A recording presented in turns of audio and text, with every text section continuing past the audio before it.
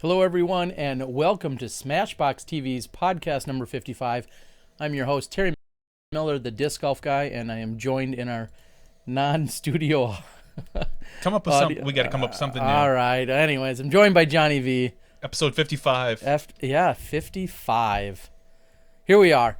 It is Tuesday, September 29th, 2015, and we are a week away from the United States Disc Golf Championships kicking off. And that's definitely going to be something very exciting. But before we talk about next week's activities, we're going to have some great guests on the show here tonight. We're going to be joined by Dynamic Disc visionary, owner, overall mogul. Is he a mogul yet? I don't know. We'll give him some cred. He's the man, Jeremy Rusco. He's the man. I don't know if he's a mogul. A mogul kind of, I think, is more of like an encompassing, like all different. He's pretty much Dynamic Disc. Is he the disc golf mogul within Kansas? Because it's a smaller. Anyway, I don't know. I don't know either. He does a lot of good stuff. He's a great guy. Be Dynamic. We've got Jeremy Rusco, of course, joining us on the show tonight. They've got a really cool initiative that they're going to be talking about that's taking place and happening overall all around the globe. And also, here's your teaser, because you know I love the teaser. The teaser is a tease. Anyway.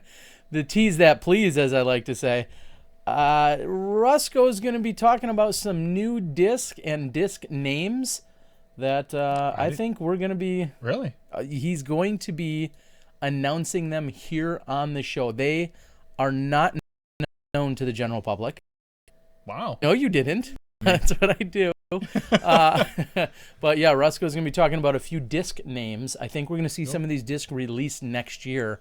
But they're getting the names out there, and we're going to be talking a little bit about those. And, of course, we've managed to hunt down this weekend's winner, taking home her first PDGA major in Hannah Leatherman. And Hannah, we reached out to her, and we're so glad that we can have her on the show. She's going to be a fresh new face. She's never been on our show, and so we're super excited to have her. She's going to join us shortly after Jeremy Rusco. And then if he's still awake and not on diaper duty, we may have Dana Vici join us and give us some other weekend updates. And then we can talk and babble and do other things from there. But that's pretty much the rundown on the show here tonight. Okay. Yeah, how's that sound? Sounds like a plan. Do you need? I'm gonna go upstairs, probably take a nap.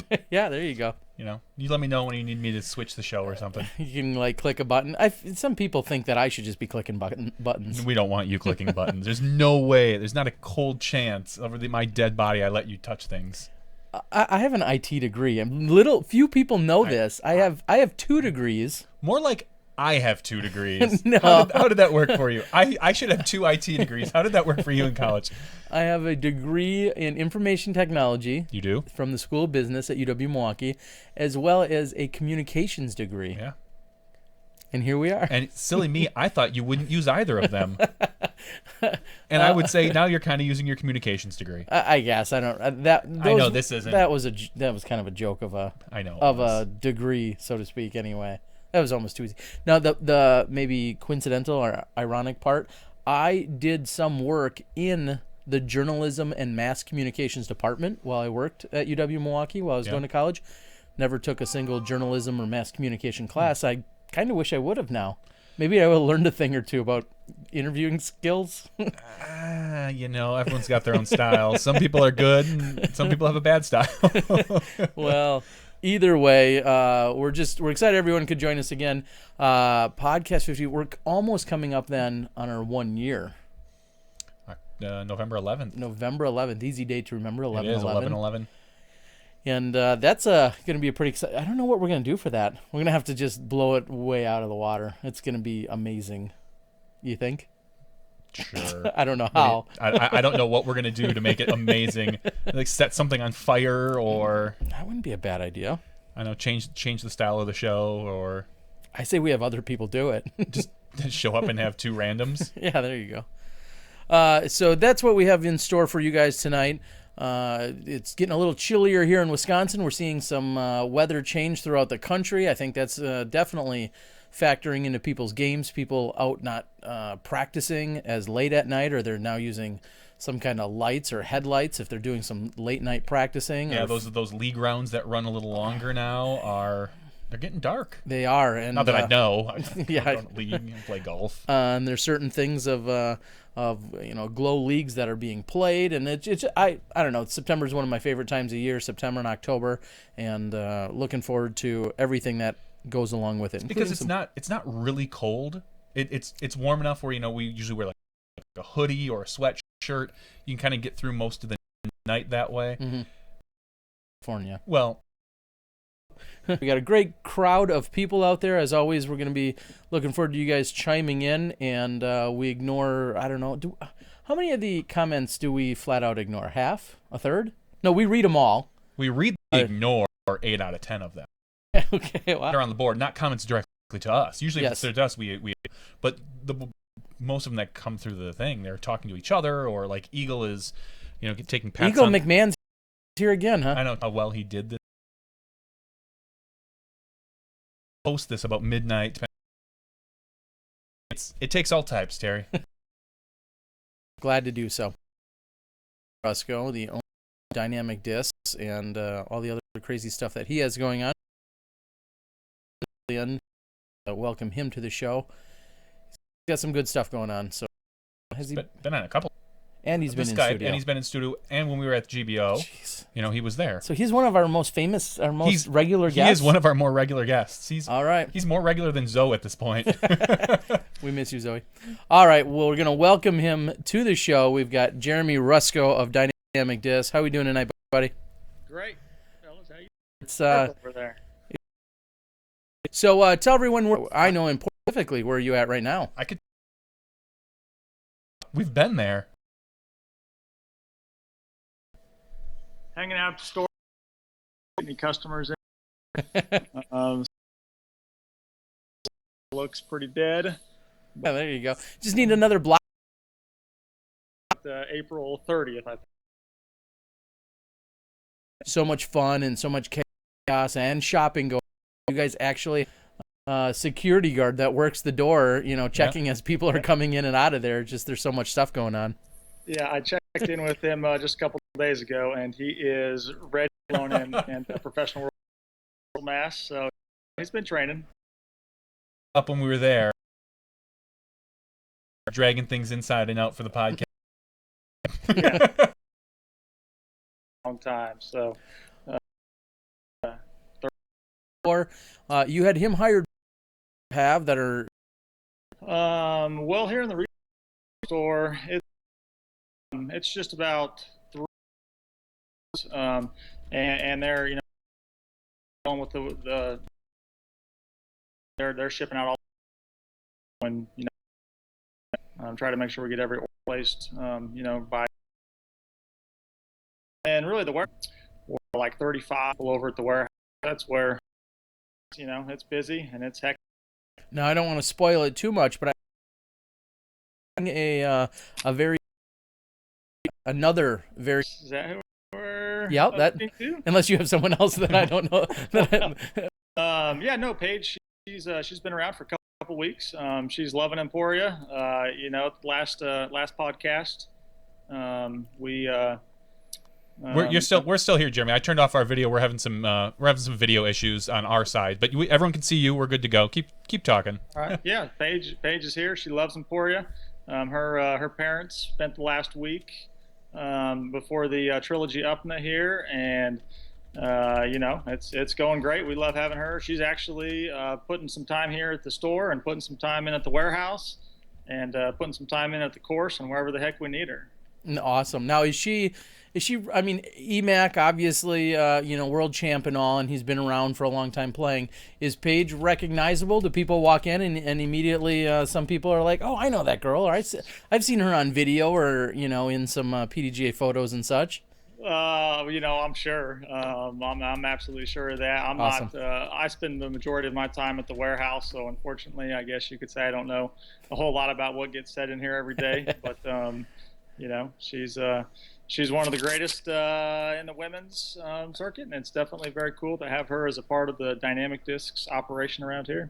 Well, awesome. Well, we wish her the best of luck. Obviously, school is why she's there, and to be able to combine both her schoolwork along with her other love and passion in disc golf, she's a pretty fortunate girl and really, has some great parents. It's really the best of both worlds for her. Yes. Absolutely, yes, indeed. We're hoping. I don't know if I mentioned it last time, but we have disc golf scholarships that we're giving out to get the Emporia disc golf team going. We've got equipment fund and travel expenses, and really hoping to build. We'll call it a disc golf empire here with the with everything that we got, and hoping to attract students to come to college at Emporia State University, where they get their education, they work at Dynamic Discs, and they are a part of the disc golf team and actually get part of their tuition paid for being a disc golfer. So pretty exciting things here, and the community really supports what we're doing. Too late for us? Graduate programs? Yeah, graduate program. I'm not. I don't think. I think we might be a little old for. Well, maybe not. You're never too old for more school. Never too old for school. We also saw a kind of somewhat of a celebrity. You may have taken the photo yourself. Another famous celebrity sighting in the world of disc golf. He was. How many items did you see Maresma pick up in the store he left with a whole cart. I hope confidential information. Wow.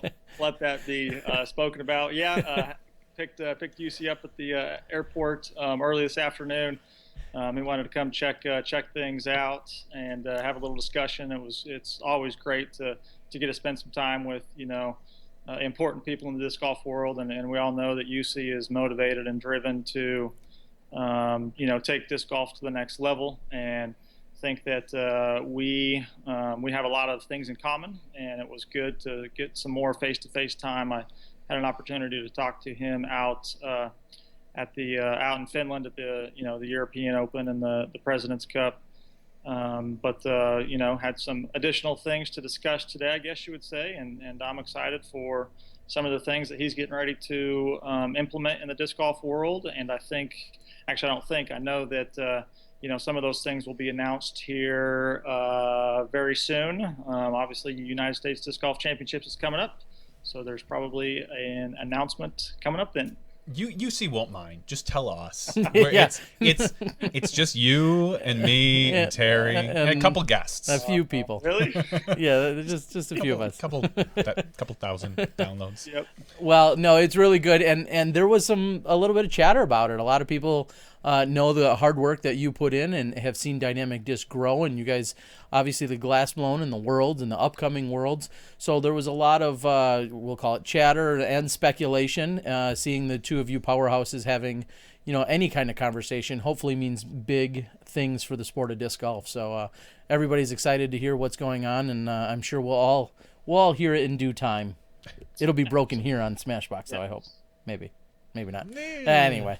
All right. Well, speaking of initiatives and things that you guys are doing, we've seen the AT&T Stadium experience. We've seen you guys do the Trilogy Challenge. Obviously, you've been working on so many things throughout the years. You have a new initiative in the works. Tell us all about it.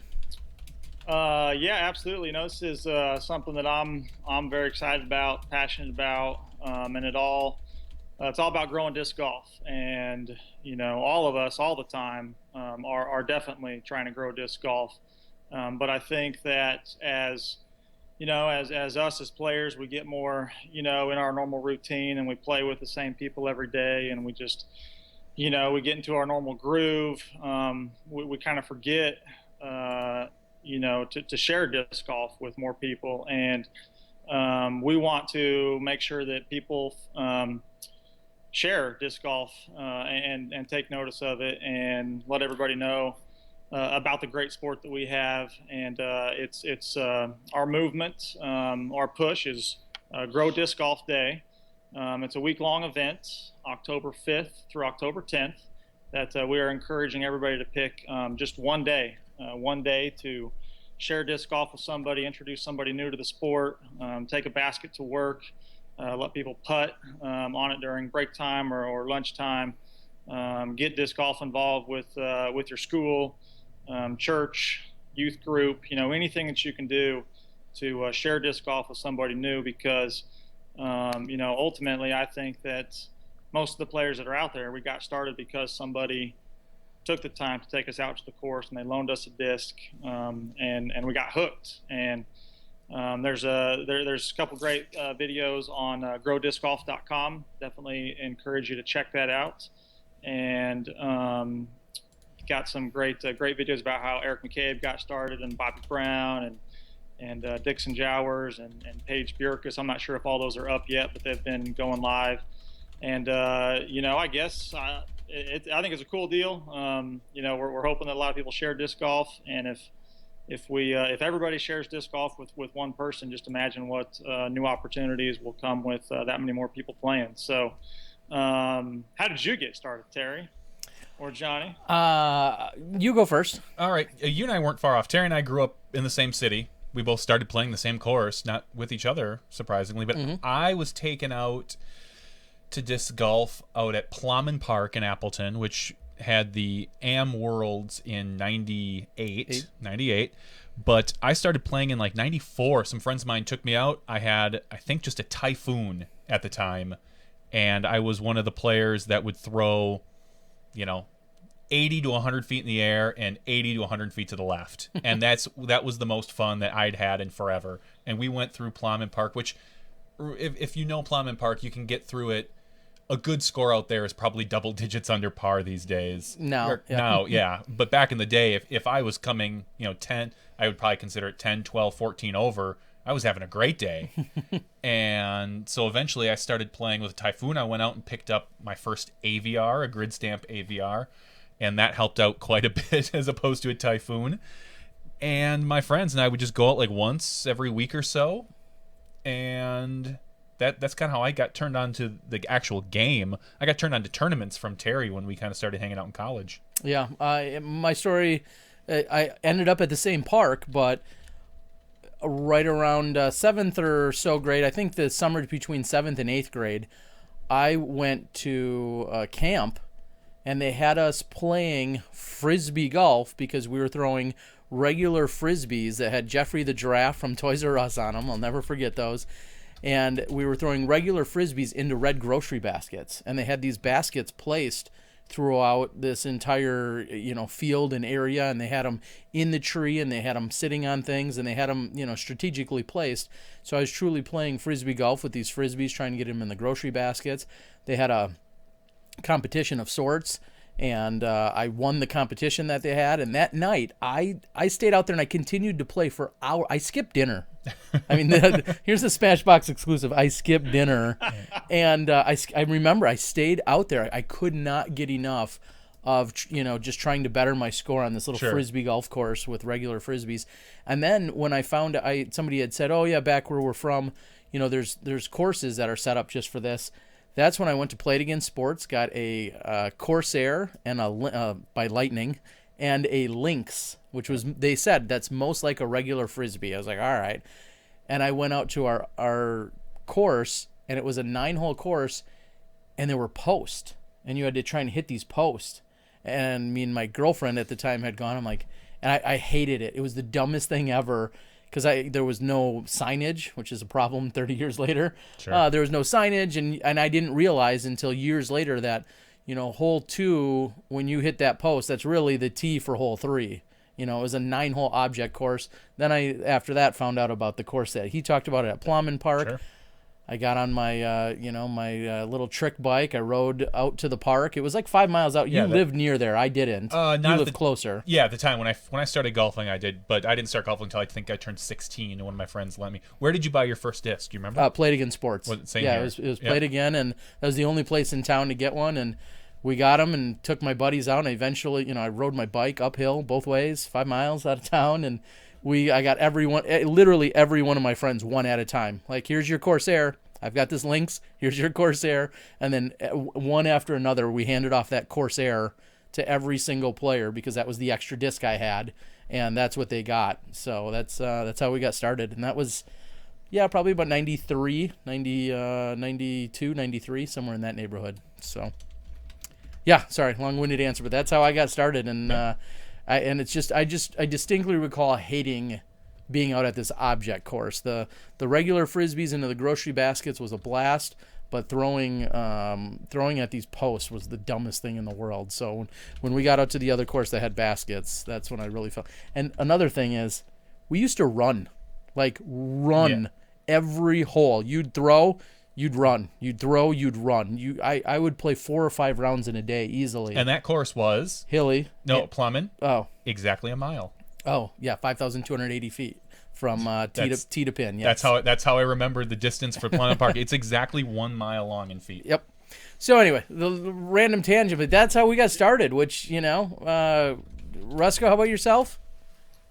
I was a football player, an athlete in college at Fort Hays State University, and one of the football players said, "Hey, I got some discs. You want to go check out the disc golf course, which is right off campus?" And he took me out and another couple guys, and I loved it. I absolutely just had a great time. Didn't get to play a whole lot first couple of years of college, just being busy with sports and with school. But then when I moved to Emporia, I was hooked, and I wanted to play a lot, and I did play a lot. And obviously, it's changed my life, and I love having disc golf as a part of every day my life, and I think it's important for us to keep sharing the game with more and more people, so that we can get that many more great people involved with the sport, and make sure that they know just what a great activity it is for any and everybody. You don't have to be the superstar athlete to get out there and throw a disc. You don't have to be part of a basketball team or a football team.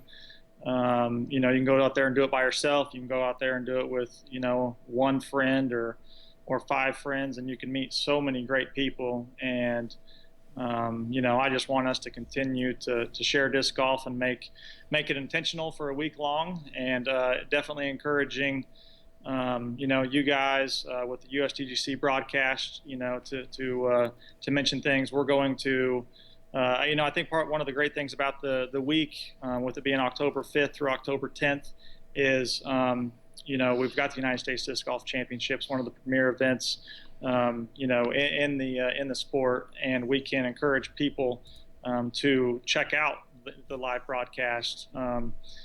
And I think that's a great way for people to, maybe the first time they get introduced to disc golf, they'll get to check out the world's best disc golfers, playing there in Rock Hill, South Carolina. So very excited about it. Very excited that you guys are sharing it, and looking forward to seeing everybody jump on board and helping us continue to grow disc golf. Well, I'll admit that was one of my questions that I kind of had in the back of my head at some point was, some people may say, well, this is, kind of a DD thing, and then you're looking at USDGC, which is very innovative, driven, and, was there logic, or was it intentional to kind of have these two overlap, being a pretty busy week? But I think you answered it right there, saying it's a great time. It's perfect because people. You can try to explain to somebody what to do, or you can explain to them what a basket looks like. I wouldn't believe how many times I've pulled out my wallet and showed them my PDGA card to try to explain what a basket looks like. And now you could just be like, oh, hold on, let me pull up the feed. Yeah, here it is. Yeah, here it is. These are these guys playing. This is what you do. This is how you throw. It's actually a perfect time for this. Yeah, it's great instant access to it. So commend you on the planning there. It makes perfect sense. I'll admit one of the cool things, and you this is exactly what I think you're going for.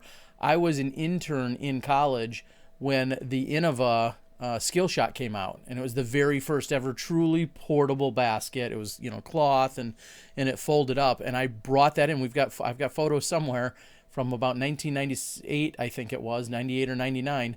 And I brought that basket in, and we used it as a fundraiser for another charitable organization that our Fortune 500 company already teamed up with. And I had people putting in the office at a portable basket, and we were raising money for another cause. And just thinking about all the people that got introduced to it there, they knew I was a fanatic. But to finally have a basket, something I could actually have in, that just was unheard of at that time. And now, well, our club had the first basket put in at UWM, our college. Yep. We would sit in the main foyer area between all 3 of the dorm towers, and we'd sit and practice in there with some of the practice baskets that we had, the one that we had up on our floor. It was, I think we've introduced golf to a few people. So it's great. There's just so many ways to do it, and I think having this specific week, and we all promote disc golf, 365, but this specific week with the dedicated effort. I love it. I'm gonna, you didn't even know it. I want to give you the plug though. Talk about your newest basket that people can go out and practice on. It's maybe not as traditional, but what's the newest basket that hit the market you guys have? Marksman, and it's it's a practice basket that is the focus is to make you a better putter, and it's frustrating at times because you can have an air ball on that thing and it'd still be a good putt on a traditional basket. But it's been extremely popular. I know that everybody who has picked one up has just really complimented what a game changer it's been for them, how much more focus they have when they go out and practice putt, and then it's made them a better putter. And we knew it was going to be, or we expected it was going to be a popular basket. We definitely expected that it was going to be a game changer for some people. One of the things I guess maybe we weren't fully aware of is just the desire for tournaments to be hosted with the Marksman basket, more permanent courses. So that's a big discussion that I know that's going on as well right now. But it's going to be fun to see where all these marksmans end up going, and how many tournaments start popping up that have the more challenging targets to put your putts in, and who has the first ace over 300 feet on one of these things. Well, I think it would be fair for some of the lesser skilled players to be able to play on like the recruit baskets, and then like Wysocki still has to use the marksman. That would finally level the playing field a little bit. I bet you he still beats us by 5 to 10 Simmer down. All right. Well, anyway, any other final shots before we let you go here, Jeremy? I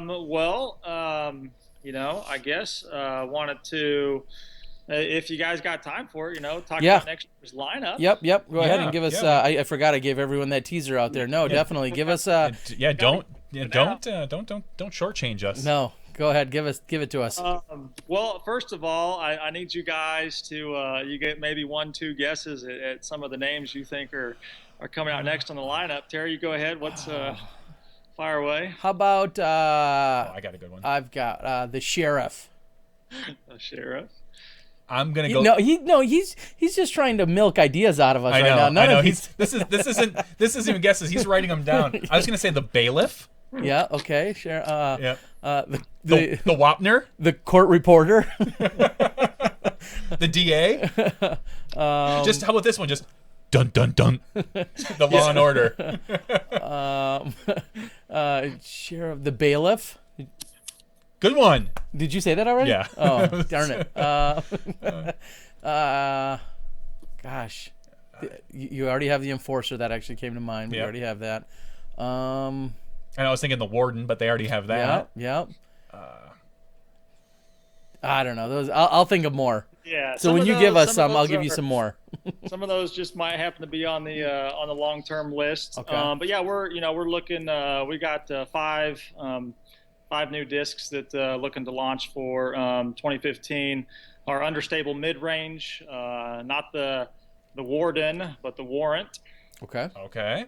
And that's going to be a more understable evidence, which was our Trilogy Challenge disc for this year, and just a little more understable truth. So it's going to be an even more understable truth to fit, a little bit more of the underside spectrum of the mid-range game.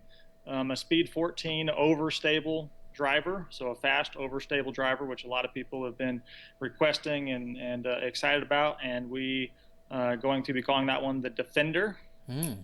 All right, that's good. Yeah, public defender. I get it. Yeah. Mm-hmm.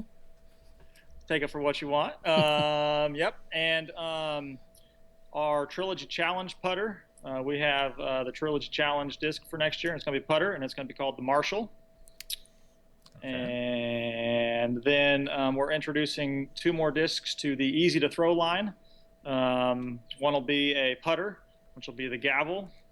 And someone said the Gavel on the list. So okay. And the mid-range, easy to throw mid-range, will be the Proof. Proof. Okay. All right. Yeah, I suppose. I was thinking the Evidence. Yep. Maybe the Patrol. I think that'd be a good one. Or Okay. Patrolman. Patrol. Yep. Patrol. I think Patrol. yeah. Not to be confused with Patron, of course. Yeah, that's, one could lead to the I was other. just gonna say, yep, there might be a string there. Yeah, so we're excited about, it's been a great year this year. We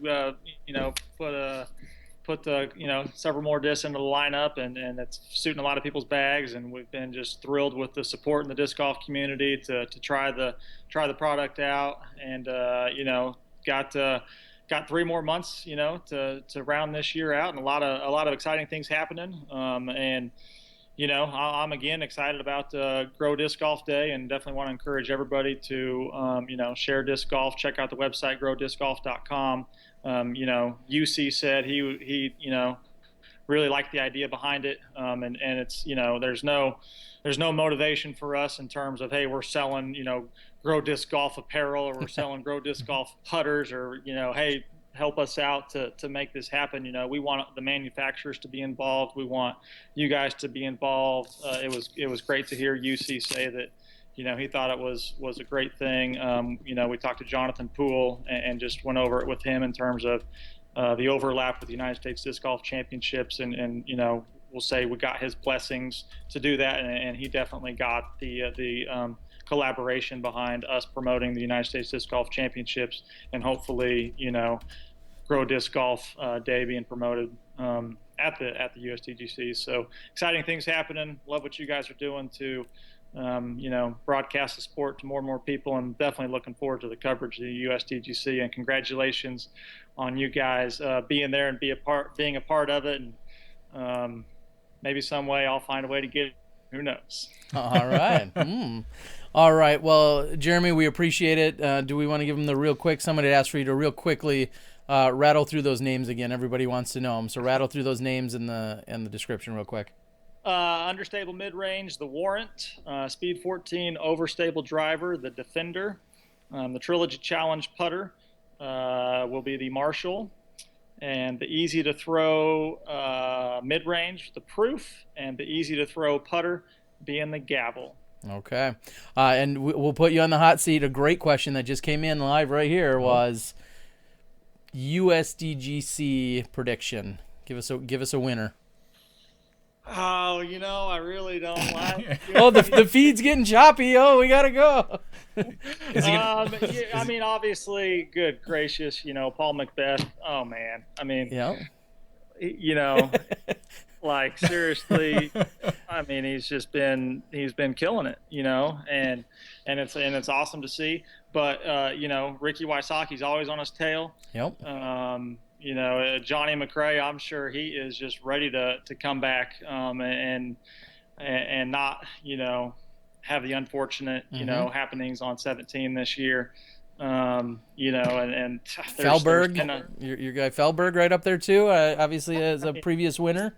You know what happens when he gets hot? He just doesn't miss. EMAC? Is it EMAC's year? Yeah, EMAC. EMAC's yet to put that title on his resume. I wouldn't put it past him. He's been practicing on that marksman, so look for him to not miss anything inside 40 great. feet this year. Yeah, he needs to be a better putter. That's what we need. Awesome. All right. Well, we'll let you out of the hot seat for now, but we do appreciate it again, all the efforts that you've been working on, the collaboration with having Smashbox there and present last year for your glass blown. We look forward to working with you more at the end of this year and moving into next year. And we're gonna do everything we can to also go out there and grow disc golf as you're instructing us to do. Awesome. That's right. Thank you. All right. Have a great night. Thanks so much for joining us. Thanks, Jeremy. All right.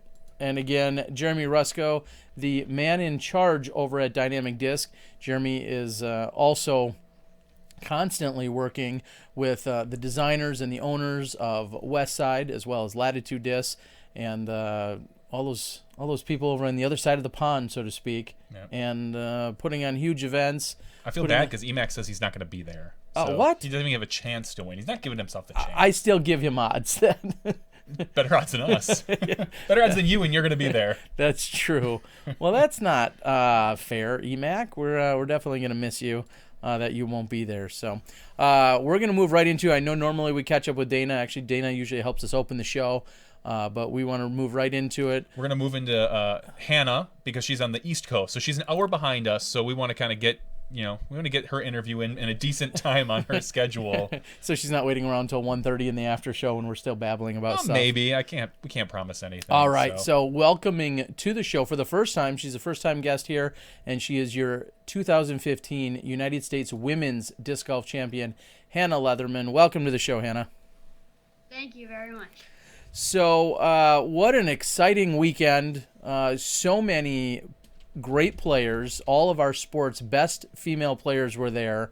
Maybe with the exception, we'll say, an Owen Scoggins, who was maybe one of the women missing there in the top 4 or 5 or so. And you battled hard. Tell us about this victory. Oh, man. I don't really have the right words to say necessarily. I'm still kind of trying to take all of it in. But, yeah, I mean, it was a close match there at the end for sure. I mean, the whole tournament was pretty close, but at the end especially, it got really, really close. And I didn't really know that I would come out on top there, but yeah, I guess I did, and it was pretty awesome. So. Well, I mean, you're playing amongst Katrina Allen, Paige Pierce, Val Jenkins. I mean, you're playing amongst some of the women that are the most decorated and accomplished disc golfers in our sport, and you're a little bit newer to the scene, and you don't have quite the accolades that they do yet. But what was it like for your confidence, or were you nervous? Were you scared? What were some of your emotions? It's weird. I actually wasn't that nervous at all this tournament, and I think that actually was to my benefit, because I've had other tournaments where I've been pretty nervous and didn't really turn out that well. But I was kind of coming off an injury recently, and I had to drop out of Worlds, and I had to drop out of Ledgestone, and it was pretty bad. And I've lately just been so thankful to be playing disc golf again, because you miss it after a while. So I kind of changed my focus and just felt like I was just grateful to be out there. And I really wanted to get a couple good rounds under my belt because it had been a while. And, so I was actually not that nervous, and I didn't really have any expectations at all. I just wanted to, put together a couple good rounds because, like I said, I've been trying to recover from this injury, and that was my number one goal. So I was just kind of in the zone, I guess you could say. Now, the last time I was out in that area was 2010 for the AM World, so I kind of sort of remember a few of the courses, and I don't recall all of the ones you played versus what I watched at AM Worlds. Tell the world about those courses, what did or didn't maybe suit your game. Okay, so we played 2 courses, Delaware State Park. We played 26 holes there on Friday, and then Alum Creek is the other one, and that we played two there on Saturday, and then we went back to Delaware on Sunday for 19 holes. And so the Delaware State Park course was, pretty wooded, I would say, and they had these letter holes that were like really tight lines. And very difficult, I would say. So that was the Delaware course, and yeah, I mean, pretty wooded, I would say, for the most part, and there's some water hazards. And then the Alum Creek was a little shorter and also wooded. And so, but yeah, I thought they were both fun, but I guess they suited my game as far as like being in the woods and hitting tight lines, because that's kind of how Pennsylvania golf is. That's where I play the most, as far where I live. So that's good for my game, for sure. And then, having some shorter holes at Alum Creek helped me out, get some birdies and things like that. Well, I was going to say, can you walk us through the last 2 or 3 holes? Because you, going into that round, were down by a couple to Katrina and Paige, for that matter. And I think you were maybe down by 1 to Paige and a couple to Katrina. Yeah, I think I was down actually 4 to Katrina, and then 3 to Sarah Holcomb, and then 1 to Paige. Okay. Going into the last round. And I was tied with Val, and she was on the second card. So yeah, the last few holes, I actually wasn't even really looking at the score. I was just trying to stay focused on hitting my lines and making my putts and playing the best I could. And then up until kind of like the last hole is when I kind of looked at it to see where everyone was at. I knew it was tight, so I knew we were all within like a stroke or something. And so up until that point, I was just kind of trying to stick with my game plan, and I was working out for the most part. And so then, yeah, that last hole, I looked at the score and saw that Paige was winning by 1, and to me, and then I was ahead of Katrina by 1 at that point. And yeah, I mean, I kind of just thought, okay, this good for Paige. I think she's gonna probably win, and hopefully I can get second. And we were thrown over the water, and it was really windy. So, yeah, and then it just didn't quite turn out how I was playing out in my mind. But I was thinking like, wow, that'd be pretty cool to get second at this tournament on that last hole. So that was my thought, going into that. What was the last hole that you played? Because if people were looking at the live scoring, they may or may not have been following along the exact same way. What do you remember what hole it was? Because if we're looking at the live scoring, for instance, it shows that you had 1 bogey during the entire final round. Does that sound right?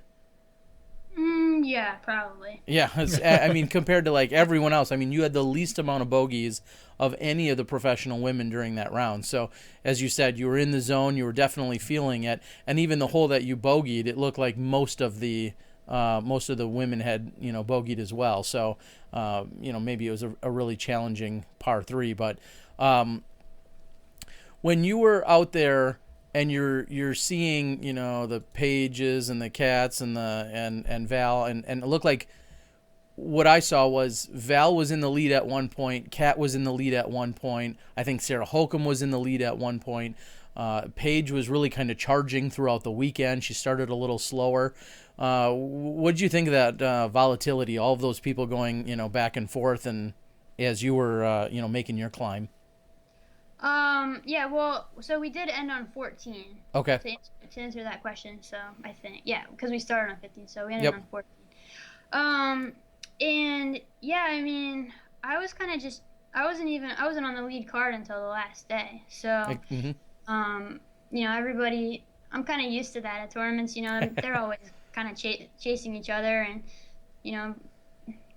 battling it out for that top spot, I guess you could say. And usually I'm chasing them. So it was kind of just typical for me, to be kind of on the second card and trying to catch them. But this time, I mean, I was able to have a good third round. That really helped me out. Do you feel? I was just gonna say, do you feel at all that, with Val and you being tied, but you being on the leader card, having the better previous round, do you feel like that at all helped your mentality versus being maybe on that second card, with you being on the leader card and watching the action going down yourself?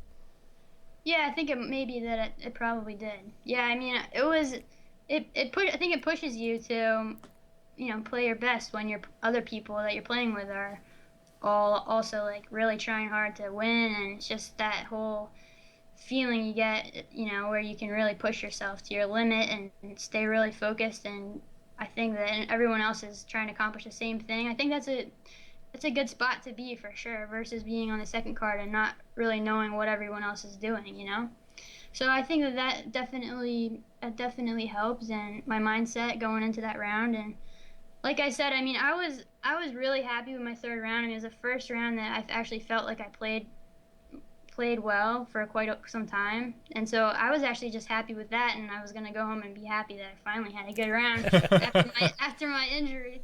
And so I was just like, wow, I finally had a good round. And then I was just like, Sunday, like, I'm just gonna try do my best and see if I can do it again. And so I ended up having 2 good rounds. That was pretty good. Perfect, even better. 2 good enough rounds. So you are sponsored by Miles Parkhill, a good friend of ours, good friend of the show, with Paragon. You're also sponsored by Innova Champion Disc. Some of the people on the board are asking tell us a little bit about what's in your bag. You don't have to break down every single disc or every throw, but kind of tell us what a couple of your go-to discs are and where you might use them. Okay. Well, I throw a lot of Star turns for my drives. Okay. And also G-Star destroyers. for stable drives. Those are my two drivers I use, and then I use KC Pro rocks. I have a couple different versions of that, the newer ones and older beat ones. And geez, I have a Champion Boss that I like to flick. And then I putt with Yeti Pro AVRs. Nice. Oh. Now, Jay will be happy to hear that. Yeah, he knows already. Yeah. He sent me one for my birthday. Nice. It was really nice, yeah. Now, when you're there's always a lot of different strategies amongst the women's division. Do you throw lighter plastic or moderate, or do you throw max weight? Do you throw in like the high 160s, low 170s, or are you in the like 150 range? Yeah, I throw, max weight putters and rocks, and then my drivers are all about 167, 168 in that range, so yeah. Yeah, and that seems to be really consistent with what I think a lot of people that we talk to say, that they like throwing, for whatever reason it is, the mids and the putters are frequently a max weight, and then when you get to the drivers, you can go a little bit lighter. I saw you in Vermont playing in the Green Mountain Championships, and I didn't realize you were known for this, but I saw you warming up, and you had a box full of discs, a box full of putters, and you were carrying it around, and that's what you were putting with at the practice basket.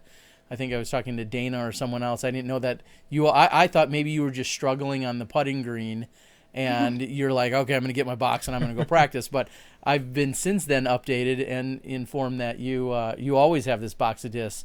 What's your strategy there, and what do you have in there? They're all Yetis, and I don't know. I went to Florida last winter to train, and also I learned from Johnny McRae over the winter.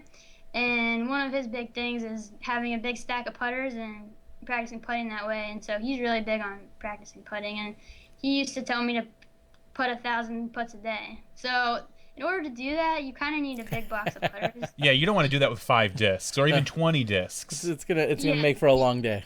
Yeah, you need a lot of putters, and so that's actually my small box that you. Okay. I have a bigger box, and that one has like 35 discs in it, but wow. This one is only about 20. But yeah, I mean, I'm just used to practicing my putting that way, and you just get so much done in such a small amount of time that it just seems very efficient. Very much a pro tip out there, and I've said that for years, and a lot of people have echoed it. When you find a putter you like, and in your case the Yeti Pro AVR, go out and buy 5 or 10 or 15 or 20, get as many as you can afford, and then you're always kind of working those in. And so if you lose your go-to on any given day, you'd feel comfortable going into the box and being like, oh yeah, I putt with this one, every day as well. So right. you could replace it. It always just makes sense, and plus, the disc could change. They're not always identical every single year after year. So what's nice is, if you got the whole box of them, there's, a lot of comfort there. Yeah. So you said you were training last year. You're out in Pennsylvania now, but any off-season plans, or what does your off-season even look like? Well, I do work. I'm working part-time. I'm a physical therapist, and so but yeah, last year we went to Florida for 5 months over the off season, and that was really good because I could play all winter long. Because here, I mean, it's snowy, obviously. I think it's snowy there too. Right? Oh yeah. Where are you? We're in Wisconsin. Yeah. Okay. Yep. Very similar climates. Yep. Yeah, so it's kind of cold and snowy here. So, or actually really snowy, I think, last year. But anyway, we missed all of it because we went to Florida for the winter, and yeah, I played all winter. So that I really wanted to get on the fast track to getting better because I'm kind of newer to the sport, and I was working full time up until last November. So I needed to put some time in, and so I figured that I would go there and put the time in. And I wanted to make some big changes to my game last year, my driving form and stuff like that. So I did that last winter. And so then this year, it worked out to go back. So we're leaving October 30th. Nice. All right, so do you plan on working down there, or is it just basically golf? Yeah, I'm working too. Okay. Yeah. Luckily, I mean, Florida, there's a lot of snowbirds, and they're all older. So they need physical therapy, and you're there to provide it for them. Perfect. Yeah. The funny thing is, for the first time ever, my father is, I think, not watching, but he's chatting up on the board. He's a snowbird. He moved down to Florida. He lives in Lake Placid outside of Orlando, and Yeah. Yeah, so I know exactly what you're talking about. Huh. Yeah, so it's easy to get jobs for me down there. Well, that's perfect then. Yeah. And like you said, you kind of fast track things, and I think anyone that's really serious about our sport, I think we're finding more people actually taking that method. Like, okay, if I want to get serious, I can watch a few YouTube videos, but I really need to go train with the best or go to a climate where I can comfortably play and do those types of things. And I think fast tracking. Is there any woman in our sport that you feel like you've mentally or physically kind of modeled your game after at all? I mean, in seeing so many of these other champions ahead of you, is there anyone that you kind of watched or thought about and like, oh, I'd really like to emulate that form or that mentality? Not really. I mean, I started playing like 5.5 years ago, and at the time, like the only people I was around was other beginners, so I pretty much just taught myself how to play and gave myself a lot of bad habits that I had to kind of fix. So, Sure.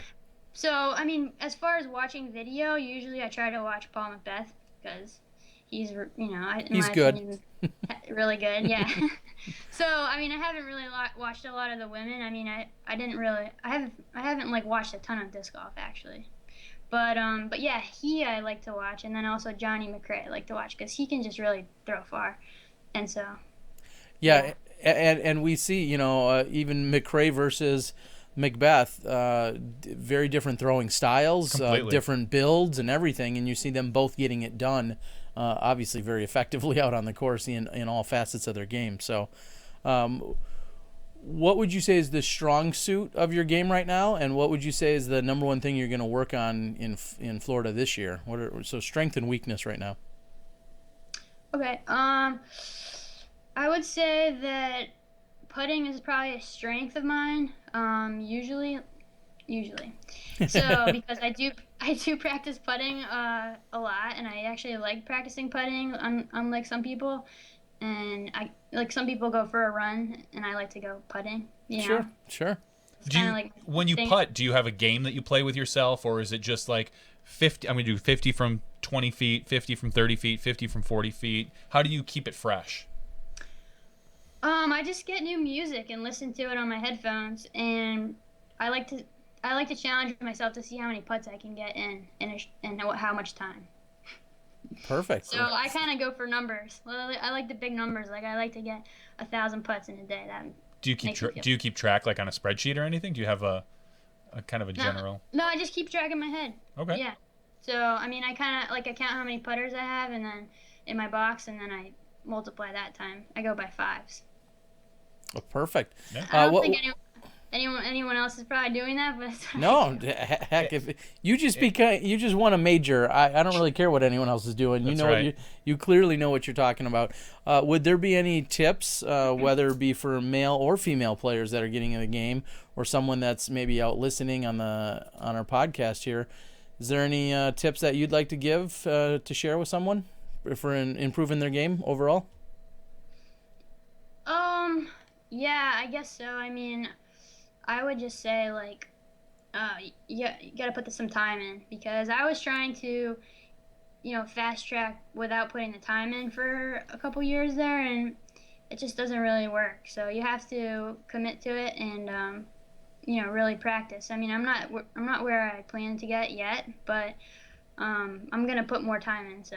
I don't know how else to say that. It's kind of like No. very generic thing to say, but Well, no, I mean, in this day and age, everybody, I just watched YouTube and I just picked up a disc last week. I think, within a year I can compete with Macbeth, and it's like, no, you can't. You need to put in some serious time. No matter how many videos you sit and watch, you need to put in some time out on the actual field and make it. I have to assume hopes and dreams and aspirations of becoming a world champ. Any titles, world champion and beyond? Any titles you're looking to acquire?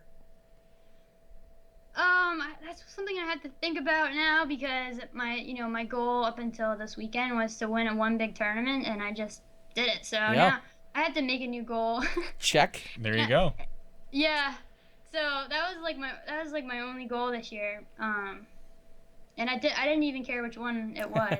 So that was a good one to win, I guess, this weekend. But But yeah, so yeah, I'd like to do that again next year, and also just I'd like to feel more comfortable with my driving game since I changed a lot of things in the winter last year. So this winter is going to be all about getting consistency, and I think if I do that, get more consistent with all the new stuff I learned last winter, I'm going to be able to do better next year. Be a little more competitive.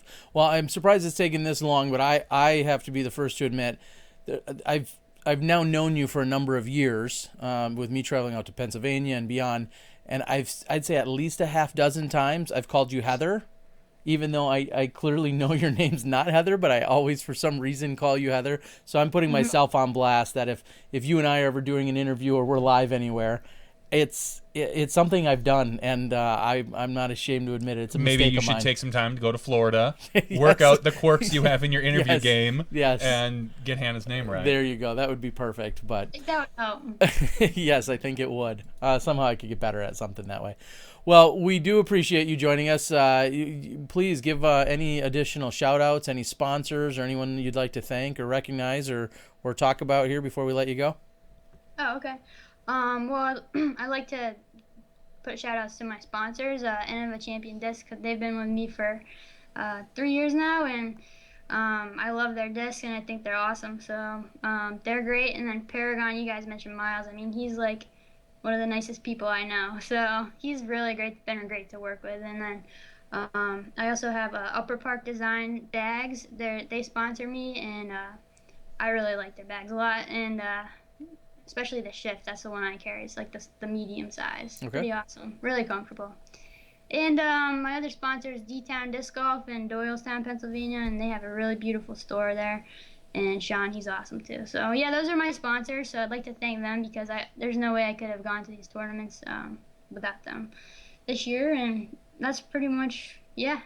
Awesome. Thanks to them. Awesome. Well, of course, Hannah, we'd like to thank you again. You can continue to let it soak in. It's just a couple days after, like about 48 hours after your major championship win. So continue to soak it in.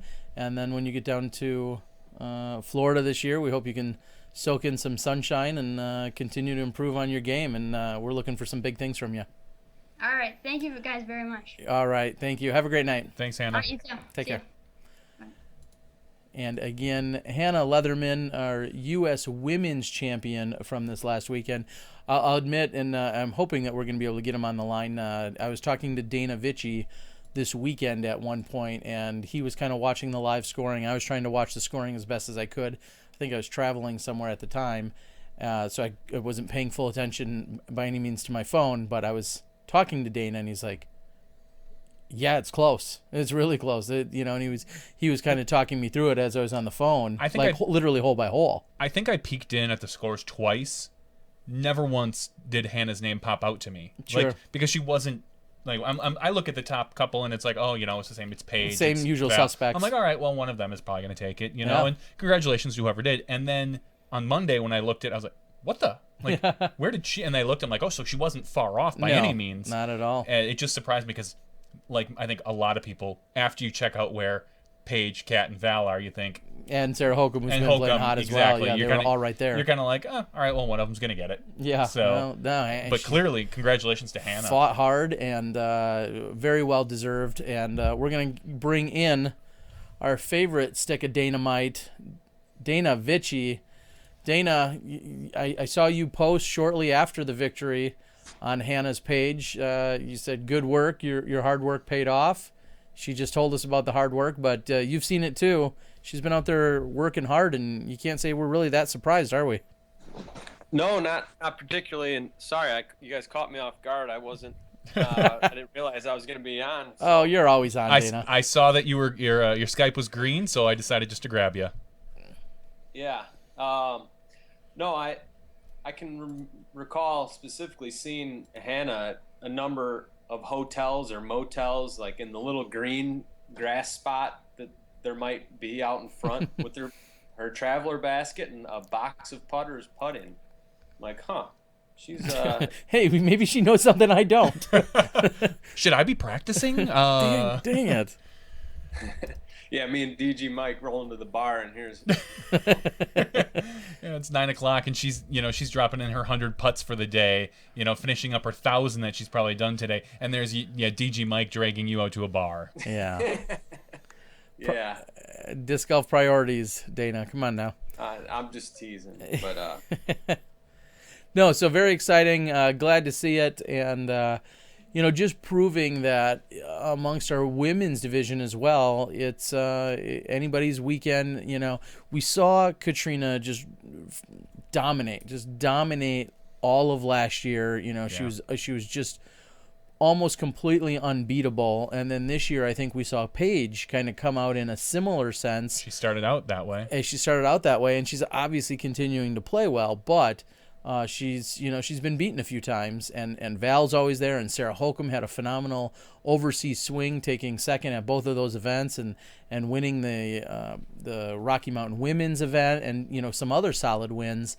And now there's another one in the mix, with Hannah here, and Owen Scoggins. If we saw more of her, I think we'd see her up in the top few spots. She hangs out in the Final Four at Worlds, usually, but I think we'd see her, doing well if she was out on tour more. So, really exciting stuff this weekend. Yeah, it's an exciting time for women's disc golf, and I did notice. I don't know if you guys, I don't think you mentioned it earlier, but there was no Des Redding this weekend. She opted to go down and play in Joplin at the A tier, the 4 States Open down there, versus playing one of the biggest women's tournaments of the year. And so the funny thing is, kind of interesting. Yeah, and I have more on that, but go ahead, Johnny. I was going to say, the funny thing is about the women's division, there's a lot of people that complain that, when we film the women's and we've broadcast it, that they don't want to see it. Yet they complain when we show the men that they don't want to see Paul McBeth win because they're sick of just the same guy Sure. winning. Guess what? It seems like right now it's more competitive in the women's field than it is in the men's field. Now, the scores are obviously better, and the level of competition is a little bit better in the men's division. But you want excitement, it's the women's division right now. Well, and we've said it before, if you're talking about comparisons too, these women are throwing 350, 360, 400, 420, whatever. They're throwing further than, again, 99% of all of the other Joes out there that have ever picked up a disc. Throwing much closer, by the ratings, to a good advanced men's player at this point, or a low-end men's pro player. So where most of these women would probably cash in men's Open. Exactly. So some people do like to make the comparisons, and they say, I feel like their game is a little more in tune, and I usually kind of laugh, thinking, no, their game is still better than yours, probably, but I think their game is, it's a little bit more comparable. Dana, somebody had said your volume's low. We're going to make sure that we have that adjusted and make sure you're good to go. He's good. And there was conversation here, Dana. We gotta throw it out there too. It seems like mixed reaction on the board as to you wearing a shirt. So I don't know. I'll just throw that out there. Mixed reaction on Dana wearing a shirt. Yeah, you know what? I got a lot, believe it or not, a lot of positive response about my shirtless episode. I don't know. I believe it's it. Kind of weird, but I've gotten some private messages. Yeah, very private messages. Very ones. Is Ashley going through your messages now, maybe just double checking? She just gave me a look like, what the hell are you talking about? You're a creep. Anyway, so those are just some of the things you're missing out on if you're listening, just tuning in and only listening and not watching us live or on the YouTube. If you're not watching live, Tuesdays at 9 p.m. Central, you are missing out. Yes, on what may or may not be a shirtless Dana. So Dana, getting back, let's bring this full circle. Let's get back to when I saw Des Redding at Vermont, I said, okay, I'll probably see you next weekend. At the time, I was planning on going to the U.S. Women's event. And she's like, no, I won't be there. We're going to be in Missouri and at the Joplin Open. And she's like, I didn't see a lot of information early enough about the U.S. Women's event. And as we saw, there weren't a lot of women signed up at one point. And she's like, we just kind of made the decision early that there wasn't enough info out there, and we're going to go elsewhere. So you're right. It is kind of odd. You're talking about a 3-time women's world champ.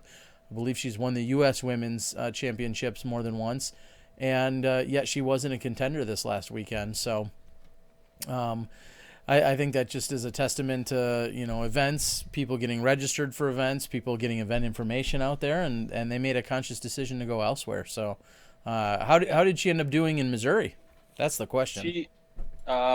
She ended up pulling a one throw victory over Jennifer Allen. I think they had 11 or 12 women, and Jay did not have a great finish there, if I recall correctly. He finished maybe right around 10th place or 12th, but he was up there, and I thought that could have been a tournament where Jay could go win because they were playing very short courses, and he was coming off the great play over there in Vermont. Mm-hmm. And I said, well, maybe he'll ride this momentum, and the shorter courses, they definitely, Jay is not a longer thrower, but he's, one of the best putters in the game. And on those short courses, if you're putting on every hole, you want to be the best putter in the game. So, but he didn't quite have the finish he wanted. Yeah, he ended up in 13th place, still cashed for 334, and Dez picked up 500.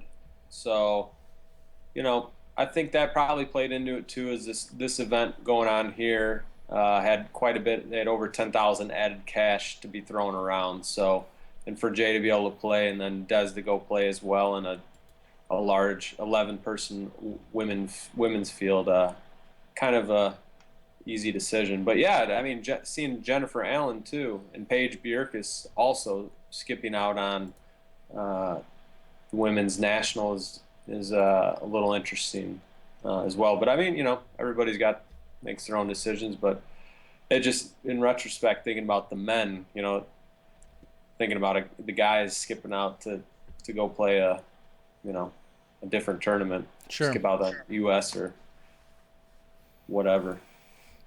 Yeah. Did you see any other results this weekend? Anything that jumped off the screen at you in terms of action taking place around the country? Yeah, and I was planning on mentioning this, but then this person's father hearted me on social media. That guy. Yeah, but then he paid me. Okay. Oh. No, I'm just kidding. We are talking, of course, about the disc golf boy, AJ Risley. He got his first ever pro win. And what other person did he beat? Hey-o. Yeah, he actually, there was a decent little field there. EJ, usually see him, he's either playing in his home state of California, which is very difficult to win at, or he's on tour. So it's easy to see why AJ may not have gotten a win quite yet, even though he's 980 something rated player. California has a stacked, they're one of it's really tough to get a win there over some of the guys that are there, like Rico. So yeah, and then there's a ton of guys that are 1,000 rated players that most disc golfers, even if you are into disc golf and follow stuff, you don't know who they are. You could look at a California event and be like, oh, that guy's like 1010 rated or 1020. Who's that? That used to be Bobby. You'd see Bobby Music before he went on tour. You'd be like, who's this guy? He's like 1020 something rated. But there's all kinds of those people out in California. And AJ beat a pretty strong field, and he did it pretty easily with a couple solid 1,000+ rated rounds. So big congratulations to you, AJ. We're proud of you. I know your dad's proud of you, and keep up the hard work. And I hope you're saving. Actually, you're going to USDGC, so after that, I hope you start saving up for next summer's tour, so we can see you out and about. That's right. Go back to school, get your learning, and then he might be done learning. Is he done learning? I think he's done. I think he can chalk that up. He is by now, probably. So I would like to say, obviously, for all of us at Smashbox, AJ has been a very, very helpful. He's been a cameraman. He's done commentating.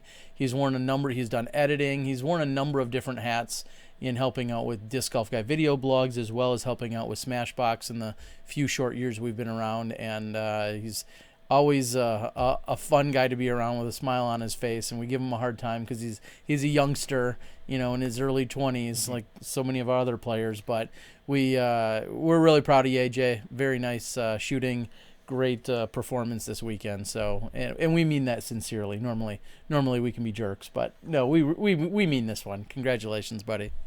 So, all right, what else did you see out there going on this weekend, Dana? Yeah, so we've already talked briefly about it, the Four States Open in Joplin, Missouri, and the 10,000 plus added cash for that. And yet again, we had another first time A-tier winner. What? And yeah, he did it over a pretty stacked field, beating the likes of Ron Convers, David Felberg, Eric McCabe, Jay Redding, and Chris Clemens is the name.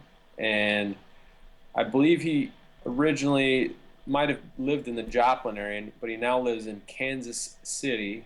Very lucky guy.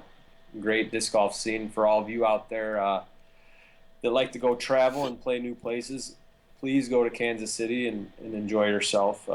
Courses are awesome, but Chris Clemens, he is not 1,000 rated. His current rating is 995, and I don't believe he's actually ever been. Yeah, he's been 1,000 rated. Actually, let's see. Let me make a few clicks here. Again, I wasn't sure if I was going to be on or not. Yes, he's been 1,000 rated one time in his career. And it looks like he's pretty new to the PDGA and playing, so maybe watch out. Watch out for this guy, because he got himself a pretty big victory, got himself a payday. He is officially disc golf rich by my book. Won over $2,000. Is that disc golf rich, Johnny? Would you say? How much he won over 200? 2,000, over 2,000. He's won. If he won over 200, then it's disc golf rich. Yeah. I mean 2,000. That's like a disc golf millionaire. Yeah. Yeah. So he's like disc golf rich times two, because I'd say $1,000 would be disc golf rich. And but he did. He won over Ron Commerce by a stick. Yep. And Kyle Webster came in with a pretty hot round and jumped into a tie for third place with Dave Felberg. They both won over $1,000. And then EMAC,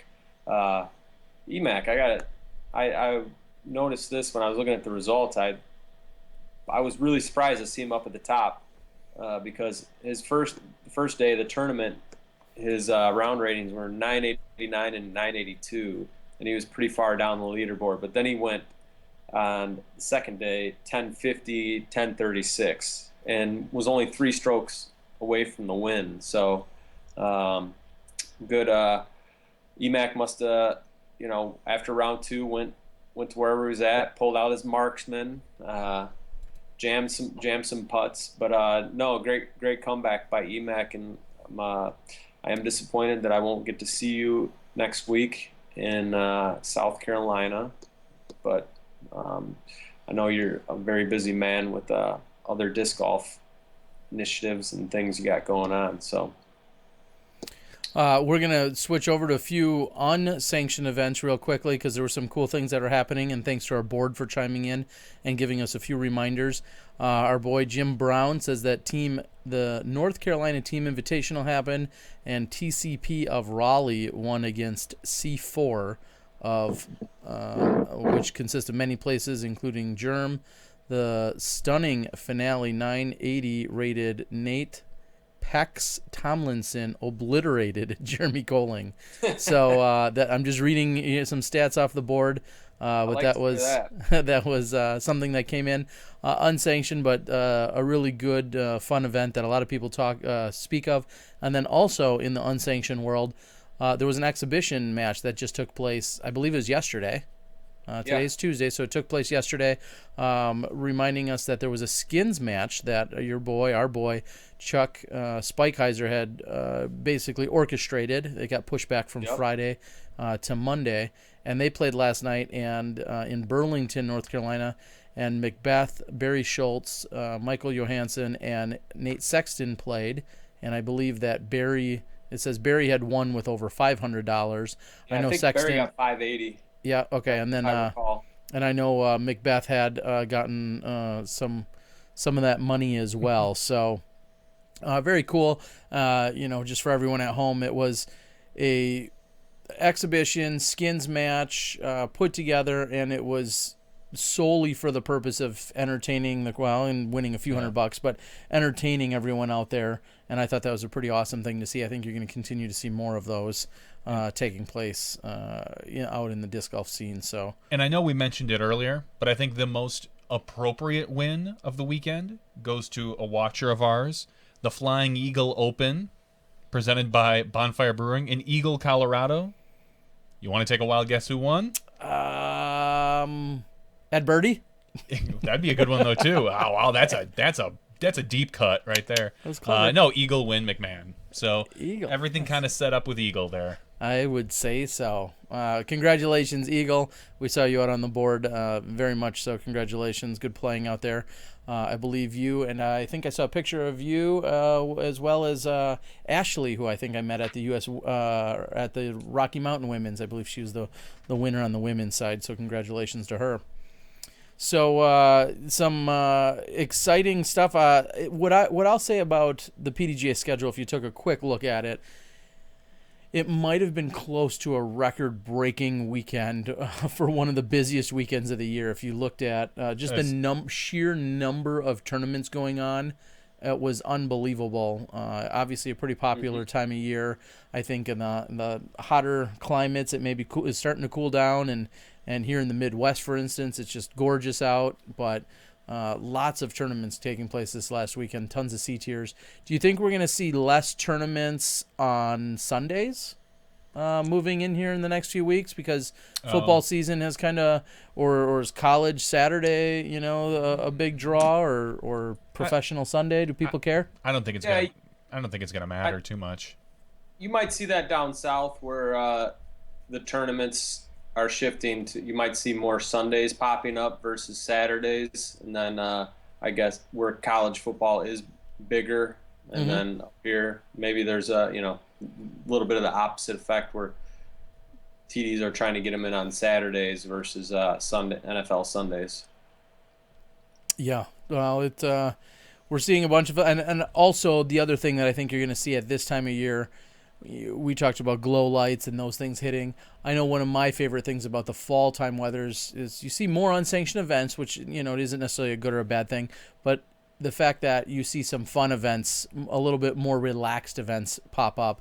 You see your doubles tournaments come in a little bit more. Yeah. You may see some of the tournaments like I'm going to run that has one round during the daylight, and then our lunch break is really a dinner break, and then you play one round at night, that kind of thing. I think that's something that's I look forward to in the fall. Yeah, definitely. And one of the things that I would like to call it a plug or otherwise, I do have my information out for the cold turkey. One of the things that I'm doing this year, it's the 10th annual cold turkey event that I host conveniently right after Thanksgiving. One thing I opted for was the professional side is a C tier, like it's been for many years. I always give 100% payout, but it's a C tier. Don't even tell me it's a B tier for the AMs. It's a B tier for the amateurs, and Dana, you know why, right? Yeah, because you're cheap. No, I'm just kidding. Because you gotta have $500. That's not because I'm clever. Go on. Why is it? I know why. Why would you add $500 to the open side? You have to get sponsors and no. Besides all that, sure, but it's always been a C tier. But if you think about it, if you think long term about this, Dana, what's going on next year in the area? What?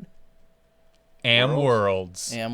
So I thought making it a B tier.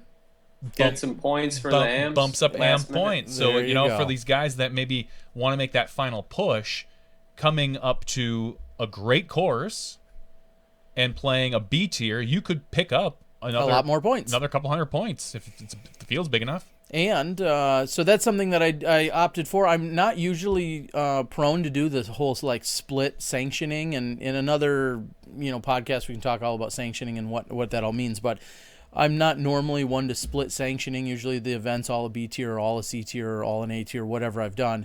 But this way, all non-pros will earn more points by playing in this event, and that will hopefully bump them up, and like Johnny said, trying to accumulate more for next year's AM Worlds taking place right here in Wisconsin. So you're going to see me do it for that event, and then also I run an event near the last weekend of the year, whatever weekend that falls on. I run another event, and there again, I'm trying to help out amateurs that want to get more points, moving into the AM Worlds. So might be one of the benefits to coming and playing, earning some more points.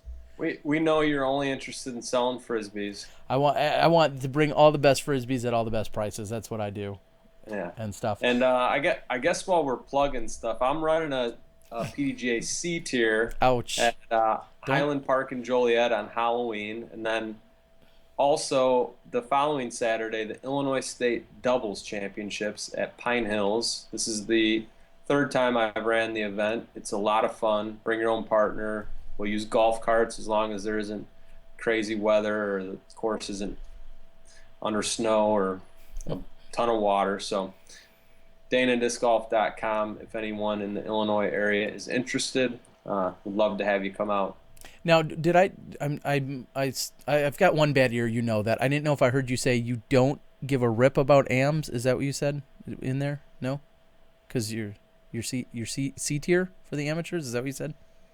No, well, I mean, I get what you're saying kidding. there, but we're just kidding. You can ask the AMs how I treat them at my events. You treat them great, and hey, shoulder rubs for every AM. We're in the business of AM Worlds. I mean, there's no bigger baggers that have come from come at our AM Worlds. We've got so many that have come right out of Illinois. Kenny Glassman, Stephen Jacobs.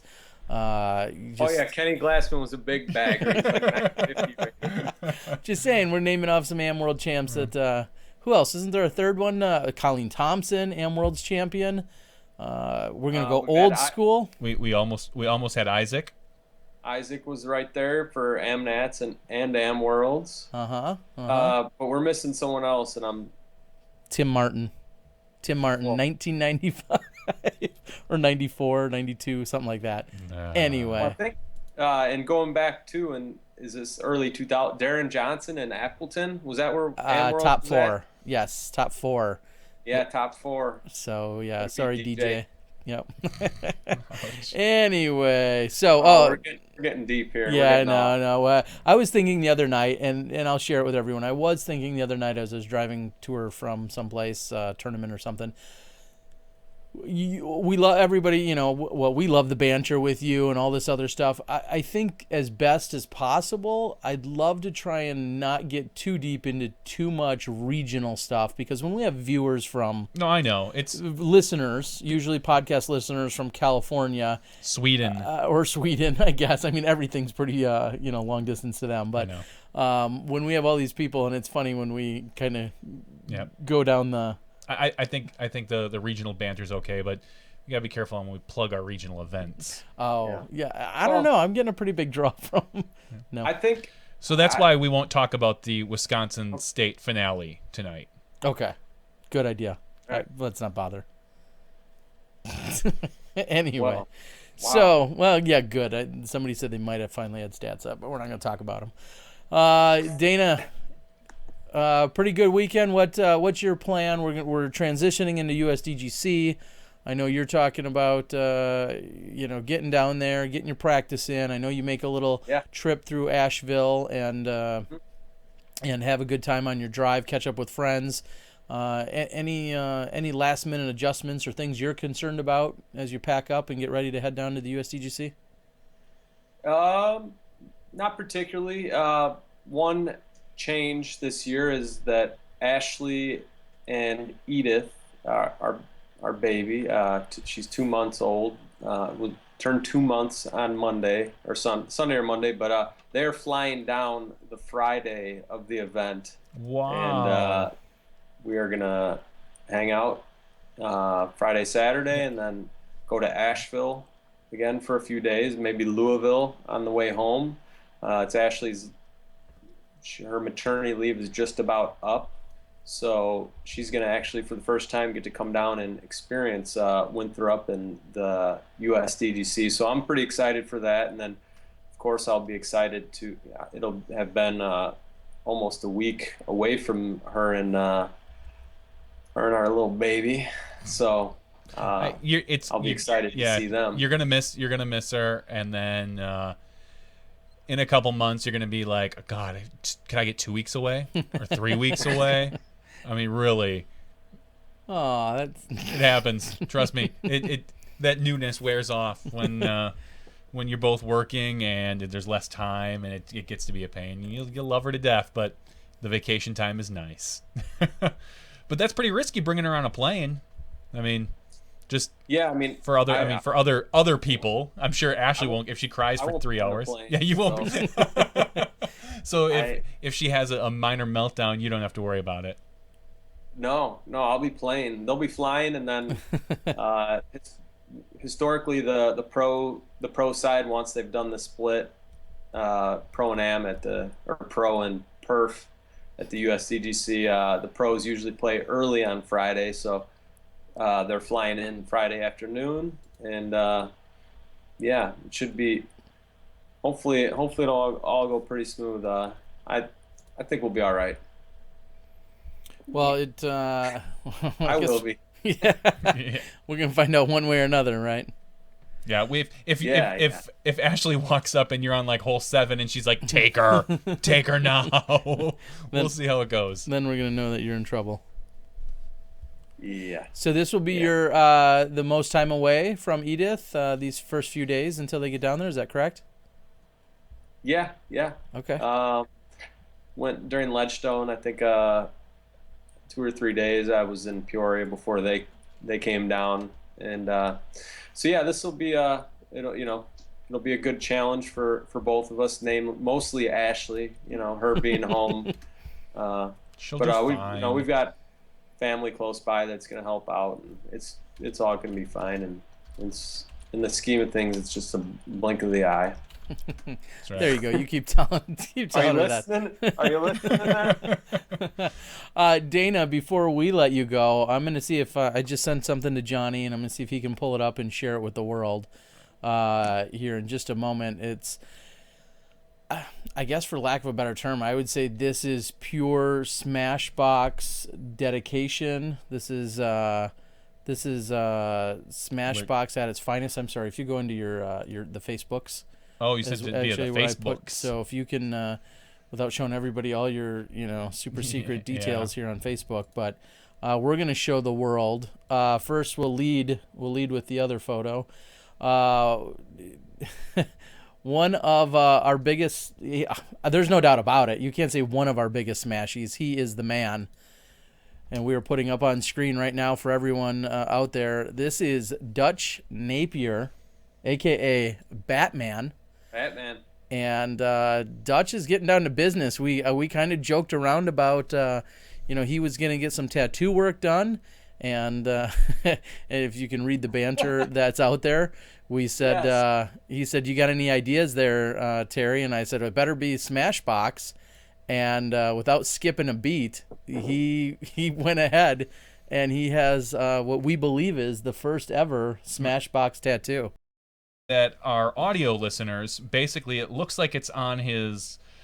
Looks like a calf. Yes. I mean, the way this could be a whole new game. Yeah, what body part is this? Looks like his calf. It's the Smashbox logo, the S outlined as the box, so to speak, without the border.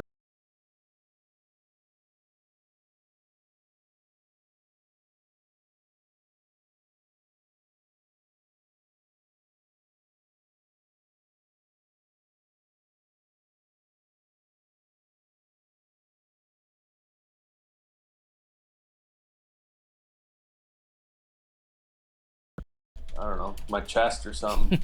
Yeah, okay. Like a picture of my baby. There you go. Yeah. Like holding a Smashbox mic or something. Yeah. No. Oh, okay. So anyway, again, we just got he's your teammate over at Prodigy, and we just can't say enough about him. He's been super supportive, and some may ask, well, why in the world would he do that? We featured him amongst the card that he was on when we covered Maple Hill in our After opening. he got that big ace. Yeah, he got the ace on hole 8, and we had talked to him, and then we did an interview with him at Maple Hill last year. I'll never forget. It was right near the 18th green, and he was head to toe, as always, in his Batman attire, and Like the bright yellow. he just just a personality that you have to talk to. And from that point on, I think he'll admit, or he says, that a little bit of publicity that Smashbox provided helped kind of get his name out there, and we had him work with us last year on doing some hole previews over at the Mad City Open, and his good play and touring didn't hurt either. well, of course we're not taking credit for we could for what is all things Batman and all things Dutch, but so Dutch, we love you, buddy. Like, honestly, it's so flattering to think that you would. Neither of us even have tattoos. Yeah, I don't have a single tattoo, much less a Smashbox one. So when you're at USDGC, I want you to get a picture with the tattoo. Oh yes, I definitely will. It doesn't get any more dedicated than that. So we really appreciate it. Thank you so much, Dutch. And Dana, I don't know. You and I should get matching ones of some kind. No? Maybe? What? You're breaking up. I'm sorry. Yeah. All right. Well, Dana, if you have anything, do you have anything else to add here tonight? I think I've ran my course here. I did want to say real quick that if anyone is interested in some trotter boxes with my logo that Miles from Paragon came up with, tomorrow's last day to purchase those. I'm putting the code, a coupon code for 20% off. It is 20FBBX4D, and I just posted it on the message board. So thanks for keeping. I thought that was a Prodigy disc. No, that's for okay. box for disc to keep your frisbees. And it looks like AJ's online, but yes, I just posted that on there, and if anyone wants one of those, go ahead and get that done in the next day before the sale is over. And I think that is all I have. Any big hugs? We didn't, because if you don't have one, I do. You know what? Why don't you throw out a big hug? Okay, fair enough. He's been active on the board tonight. I saw it a week or so, maybe a little more than that. I don't remember the exact date. Chris Cobb, big hug to you, buddy. I saw that the car accident that you were in. We're glad that you're okay. Yeah, no doubt. So we definitely want to give you a shout out and a big hug. And not too hard of a hug, though. He might still be a little sore. Yeah, I'm sure. So we know that it's never fun dealing with insurance unless you get Ledgestone insurance or insurance from Don Loper, one of the two. But insurance is never fun to deal with, car accidents, all that other stuff. But we're glad to hear that you're okay and you're logging in for duty here tonight. So, speedy and quick recovery out there to Chris. So That's right. Look out for you, buddy. Big hug. Big hug. Big hug. All right, Dana. We're going to cut you loose. You got some probably baby duty and diaper. Literally baby duty. Diapers and other things to attend to. And hello and good night to your amazing wife as well. So from all of us Smashies. Thanks. All right, Ashley. All right. Thanks for joining us tonight, Dana. Have a good night. All right. It's finally done plugging his stuff. Jeez. Gosh. Throwing out codes and stuff. That's fine. All right, I guess we'll let him. Yeah, it's not like we pay him.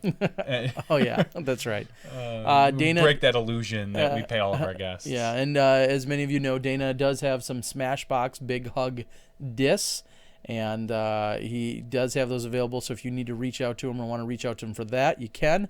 I was working with our friends over at Innova, especially with the USDGC right around the corner. I was working with our friends over at Innova to finalize and produce our Smashbox stamp that will be done on some Innova discs. So it gives you another option. We've also talked to our good friends over at Dynamic Discs. We know everybody's got all their different favorites, and so we're going to be talking to DD in terms of what they're interested in working with us for some Smashbox TV discs as well. So very, very diverse and exciting stuff going on with the disc golf world and what we can provide to you. So it's Tuesday. Some refer to it as Trick Shot Tuesday.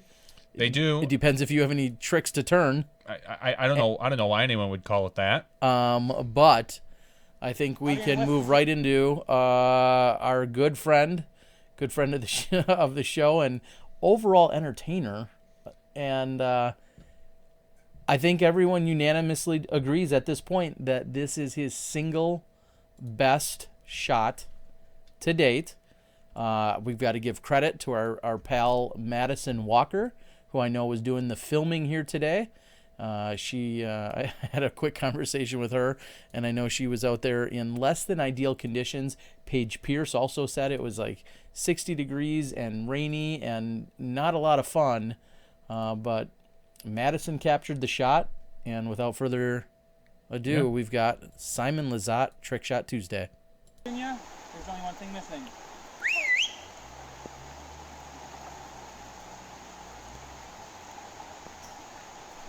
Right on time. And we're going to play that again. Out here in West So for the audio listeners, this is Simon Lizotte standing in behind a stream. He whistles. Through drives the what is that? That's the what they Discmania consider- the Discmania RV. Okay, I couldn't bring the words to me. And with a basket on the top of it. And Simon looks like he's probably 250 feet away, uphill. He whistles. The van drives from off screen over a bridge with a basket on top. Smash goes in the basket, of course, and the RV just drives off the screen. All in one continuous motion. Yep. It's his best trick shot. Definitely his best trick shot. It was amazing. And what it really does for me, and I know I said this to you earlier in the day, what it does for me is one of the things that helped move Brody Smith and all the trick shots that he's obviously done, hundreds and thousands of them, but one of the things that captured national attention is when he threw off of a bridge in Australia. He had thrown an ultimate disc, and the receiver jumped off of a boat, made a much better catch than he did throw. But anyway, the receiver jumped off the boat, caught the disc, and then fell into the water. And that's kind of what helped bring, I think, Brody into mainstream stardom, I guess is a way I would put that. And I remember calling you like the day that had happened, the first day that I saw it. Mm-hmm. And to me, this is easily as difficult. Oh, it's 10 times more difficult. If not more difficult.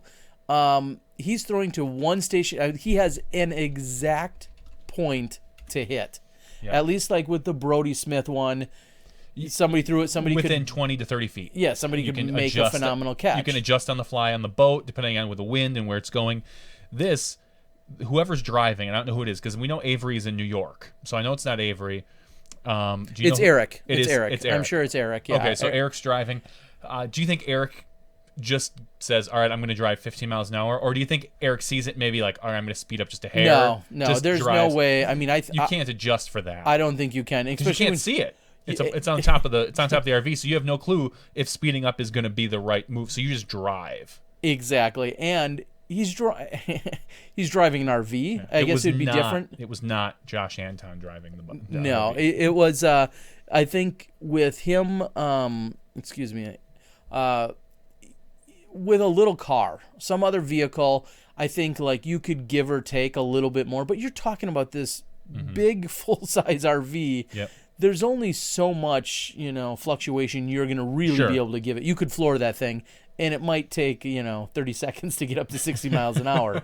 So it was really Simon just throwing a perfect shot. Yeah. Of this one, I wasn't on site for this one, so I don't know how many takes it was.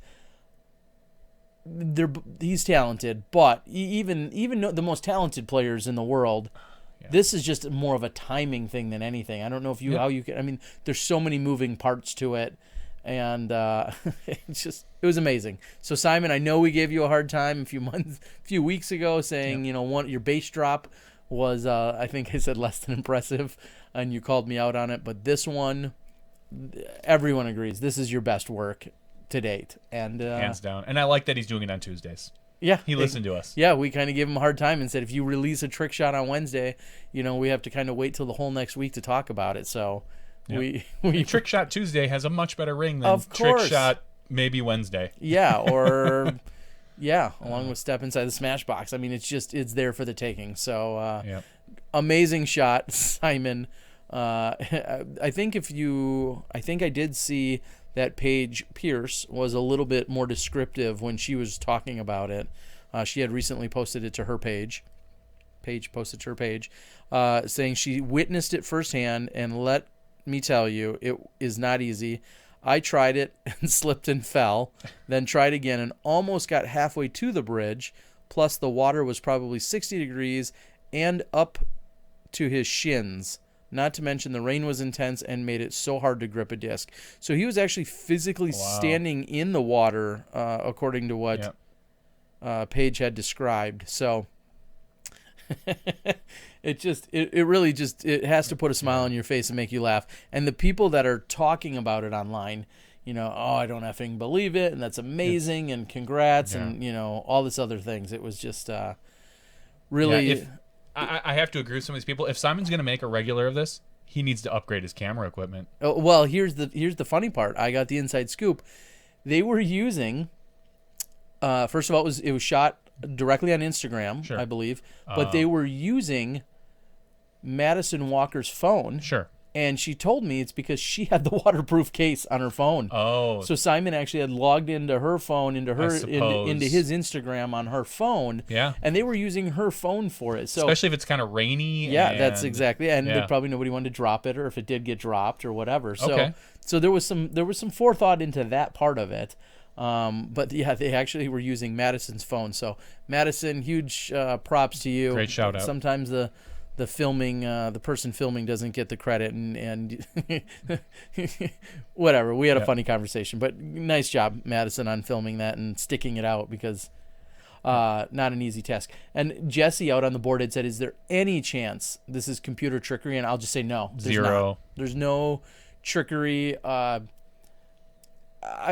Simon doesn't have anything to prove by duping people, I guess, and he enjoys doing these tricks, and he's clearly talented.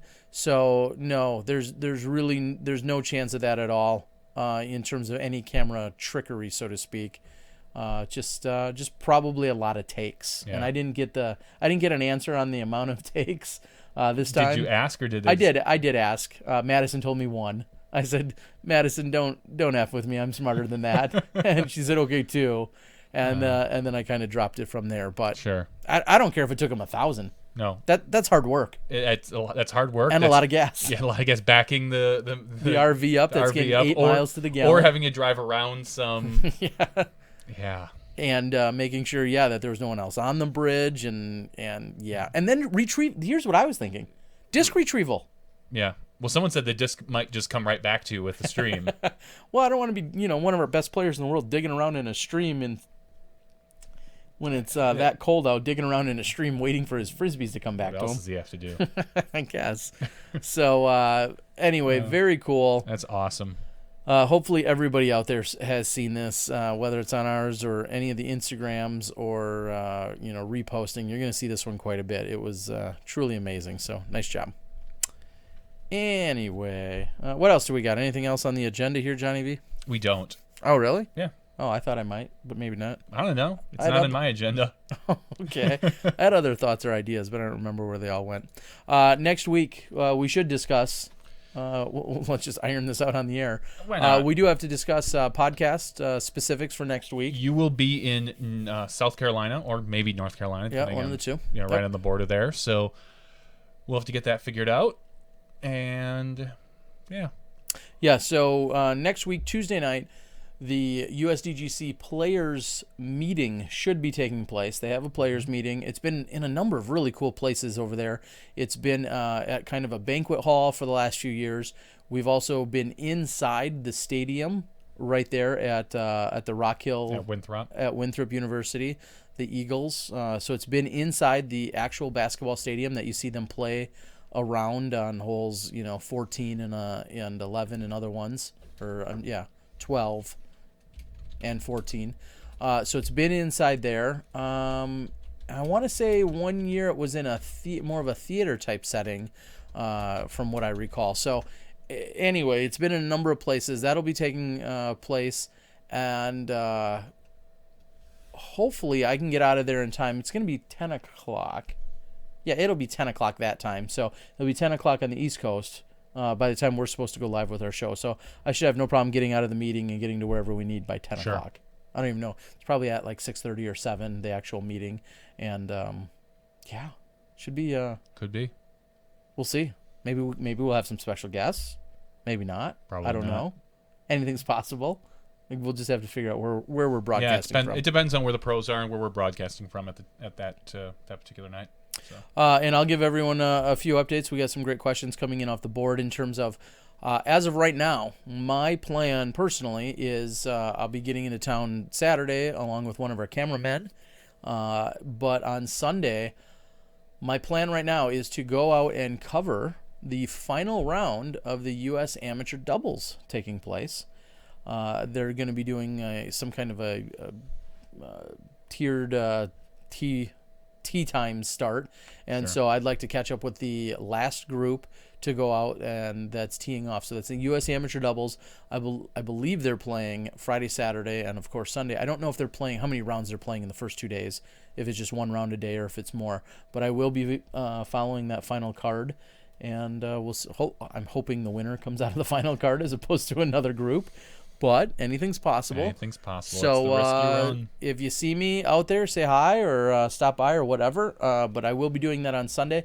And then Monday night, I've been informed that there's, of course, qualifying during the day. I'd like to get some of that action. But Monday night, there is a local putting league that's taking place in Charlotte. Do you know where that is? I don't, but I think it's some kind of brewery type place. Okay. I believe I'll be privy to that. Is that where I'm gonna screw it up? Is that where final round is? I don't know that. filmed? Okay. I honestly, I don't know. I don't believe so. I think there's another brewery that has some space where there is a very consistent, regular putting league that takes place. Okay. And I think they have some added cash. I know Innova is a sponsor of it. Sure. And I'm going to try and probably participate and do some filming. Cool. But somebody said that I don't know if it's 1,000 added or 1,000 can be won. I don't know the stories. I just heard some kind of putting. I think it's random draw, kind of a horseshoe style, where you and a partner are putting back and forth. Yeah. And then earning points, and then they kind of whittle down You know throughout what the night. Could possibly do if we could move the podcast to Monday night. That would be a consideration. I don't know the situation. I don't know the thing. We'd have to figure out at Sugar Creek Brewery. Apparently, is what Matt Glidewell is saying. I don't know. We'd have to talk with them about what their internet connection is like. We'd have to talk to them. Yeah, that's all definitely sorts something. of stuff, because there should be a couple decent pros there. There should be a bunch of people. So if we could just set up in a corner, you could do some interviewing and Yeah, that's definitely a possibility as well. Some harassment. So if anybody knows of some of the details, I know ideally we'd have somebody else helping kind of co-host and sit in, because I think I'm going to be kind of running around putting, doing some stuff. Maybe it'd be just before, just after, whatever. We could get it figured out. Sure. But yeah, one of the first things, if anyone knows details, well, here we go. Jesse tells us 6 p.m. on Monday. Which is actually 5 p.m. here. Your time. It starts at 6 p.m. Monday, $1,000 added cash. And the Packers don't dominate until next Monday. Thank you, Dan. What Matt said, final round is filmed at another round. Correct. I just didn't know I knew it was filmed there. I just didn't know if this was where the particular. Yeah, I can't say I know all the details, but I'm sure by me arriving on Saturday night, hopefully by Monday, I have my act together. But I wouldn't count on it. I don't. We'll get it dialed in, so that should be fun. And so yeah, that's what you're gonna see during the beginning of next week. And then if you didn't know already, of course, we will be showing you guys live action on Friday and Saturday, the concluding 2 rounds of the U.S. Disc Golf Championship. So we'll be out there live doing all that. That will be a Smashbox TV production. You're going to be able to find us on Spin TV for that live broadcast. So we're super excited. Very well could or should be our largest ever live audience. taking in that action, you think, at the USDGC? It should be, yeah. So a little bit of pressure. Eh. No, maybe not. I don't know. We'll see. But we're going to have a really good time with it and bringing you those final 2 rounds. So make sure you look forward. Now, Dan Harbeck, sorry if this is a slight tangent. Dan's telling us that the Packers don't play next Monday. No, they're... Oh, okay. Yes, they do not. Yes, correct. Because they just played last night, as we know. Yep.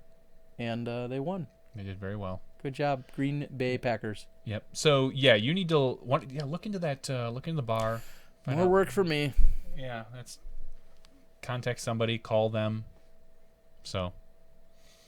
I think we should set up some kind of side game or something. Maybe it's a survey, not a survey. Maybe it's some kind of form or contest or something.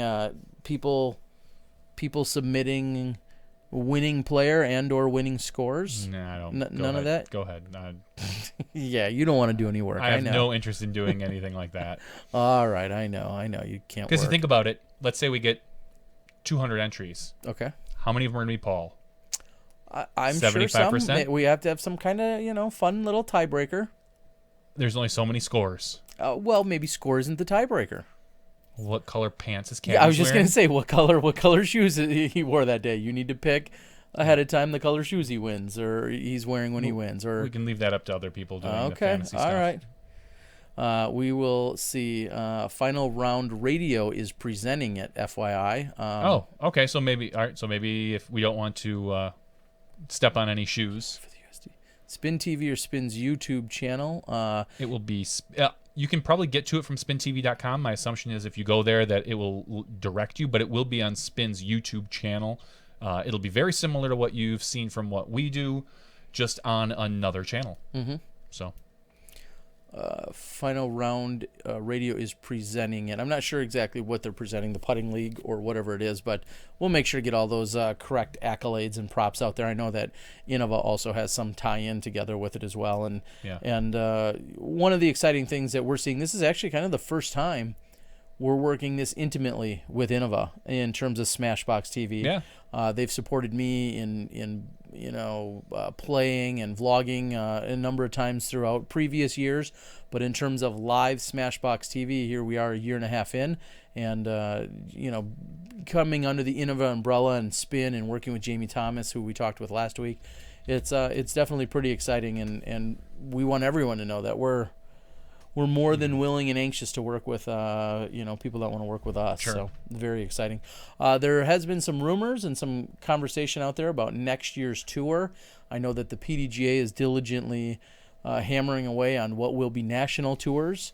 They usually get that schedule pretty much set in place, and then from there, then they have a certain allotment time frame for A tiers to be selected and to get their information in, and then you see B and C tiers fill in from there. So all very dynamic time of year as we're moving into the fall. Once we know the time schedule for the NTs, we'll be able to reach out better and start hopefully scheduling our broadcasts for next year. Yes, that is all going to be in the works, and hoping to go even bigger and better for next year. So. Some of the quick things coming in off the board, just so everybody is aware of them. Maybe Innova can have a giveaway on the podcast. That sounds like a good idea. We'll make them give stuff away.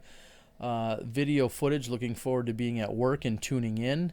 Well, let's close out the show. Okay. And then we'll discuss some of the other stuff in the after show like we normally do. We'll go through some of the questions. So submit your questions for the after show, and we'll do this. Okay, so thank you, of course, to all of our amazing guests. We had Jeremy Rusco talking today about our Grow Disc Golf Day and the entire week and the initiative they've put together in conjunction with the USDGC and beyond. So thank you to Jeremy Rusco over at Dynamic Disc. Thank you to Hannah Leatherman, your 2015 Women's United States Disc Golf Champion. And, of course, to Dynamite Vici for showing up tonight with a shirt and giving us some stats and details from around the country and all of our PDGA results and needs. So for Johnny V and myself and all of our amazing guests, thank you so much. That was podcast 55. We'll see you guys next time when you step inside the Smashbox.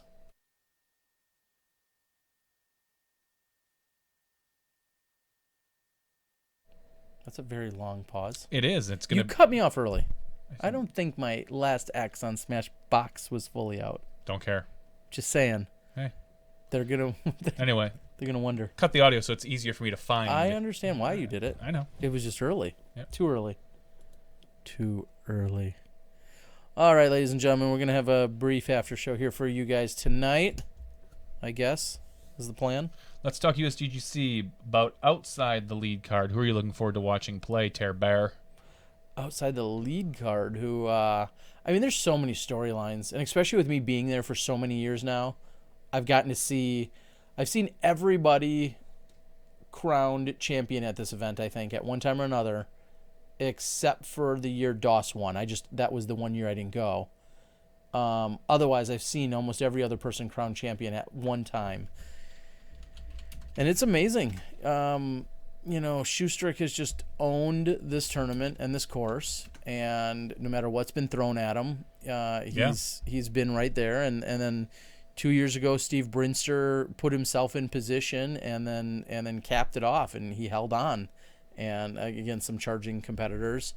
KJ Naibo's plaid pants. Yes, you see some of our fine European competitors come over. Yeah, and there is some fashion at USGC. It seems like the fashion game has been stepped up a little bit, so I'll be curious to see how that goes. You've always got, of course, you could Barsby in a fedora. Yeah, you could do a little piece on that, or have someone do a piece on that. Yeah, so there's a lot of good things that can be happening there. A few updates that I had got. I know a few weeks ago we broke some news about some of the caddy book announcements that we saw. Again, in talking to Dana Vici earlier tonight, I believe that hole one's hazards have been removed. Wow.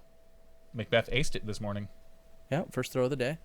Good job. It's practice. Doesn't mean I know. anything.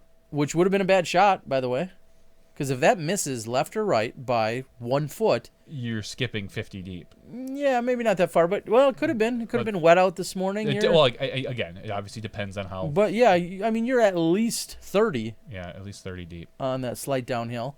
But hazards on one were removed, which was previously in the caddy book, and I thought he said there was one other really significant change again. Hole 5 didn't change. No, 5 I believe. Still has the one new... thing that I did notice that I don't believe was there last year. Last year, hole 5's tee was new, that dock. That was the first year for that, in that spot. I saw a picture of Johnny McRae practicing and teeing off there. And this wouldn't concern you.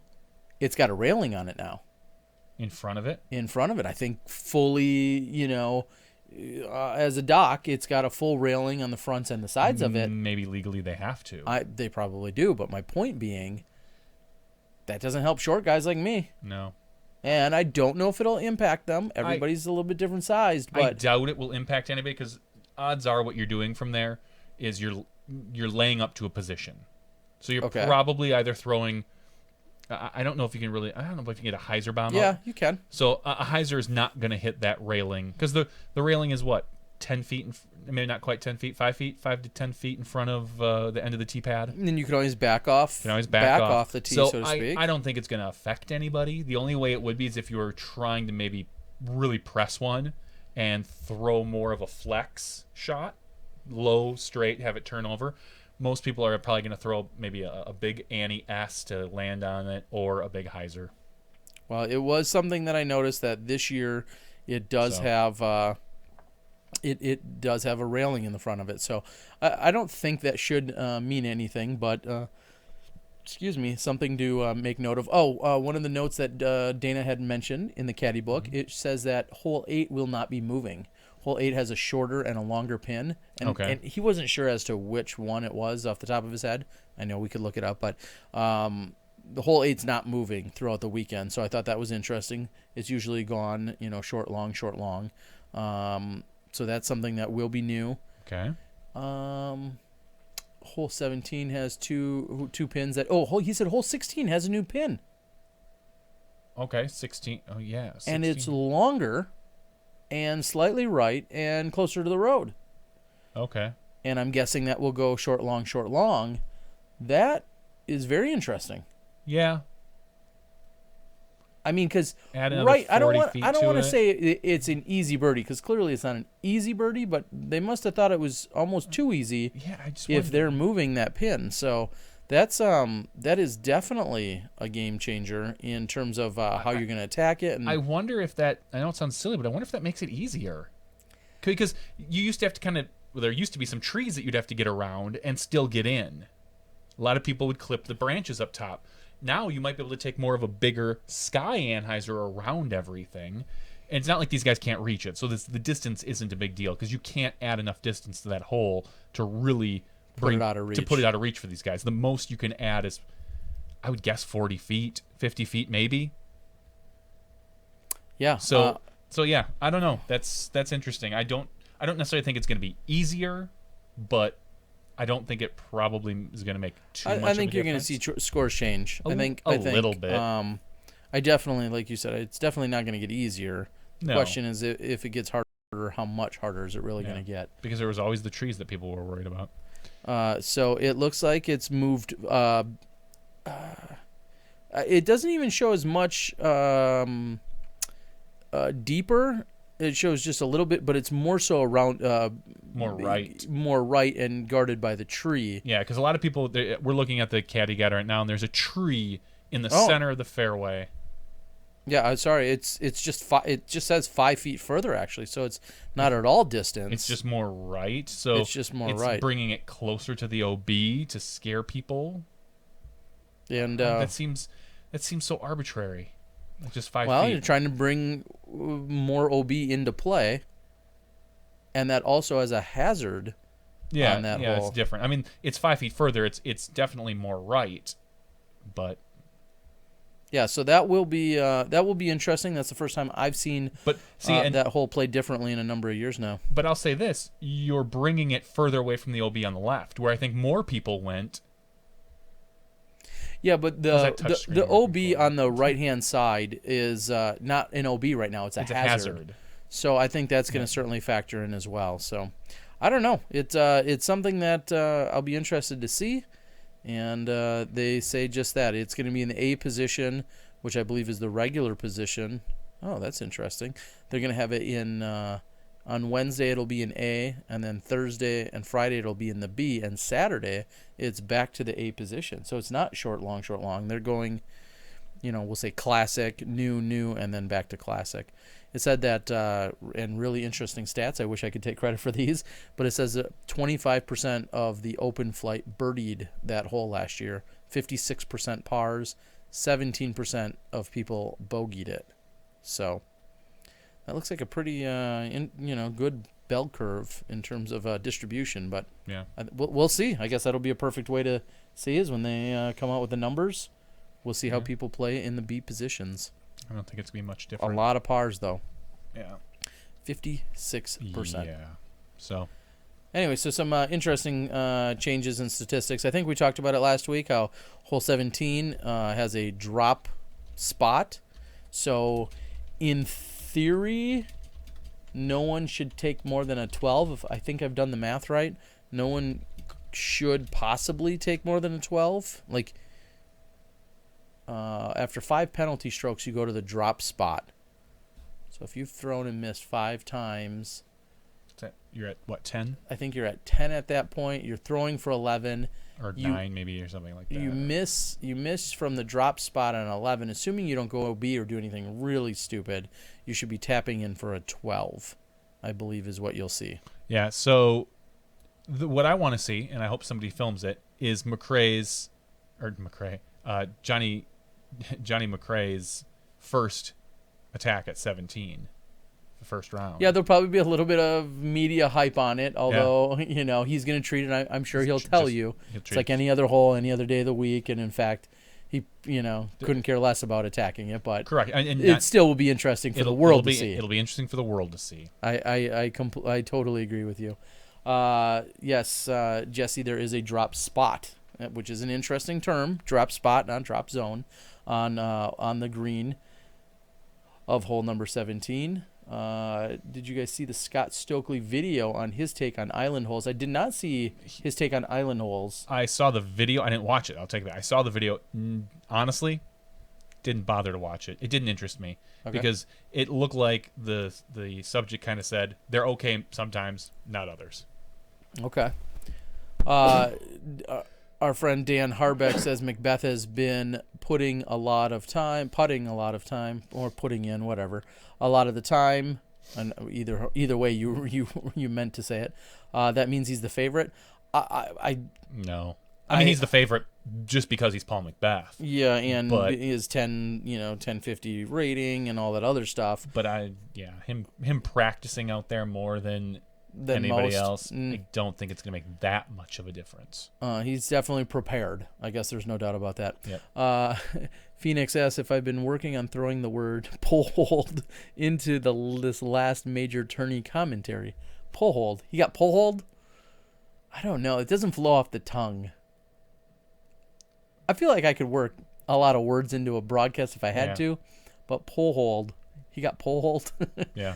I don't know if I could do that because it just doesn't flow very well. How many 80s and 90s rap song References? titles or references do you think you can work in this broadcast? Oh, I bet you that if I wanted to make a conscious effort, Yeah. I think I could make plenty. We should write a whole bunch down and then have you try to go through them and see how long it takes Jamie Thomas to notice before he yells at you.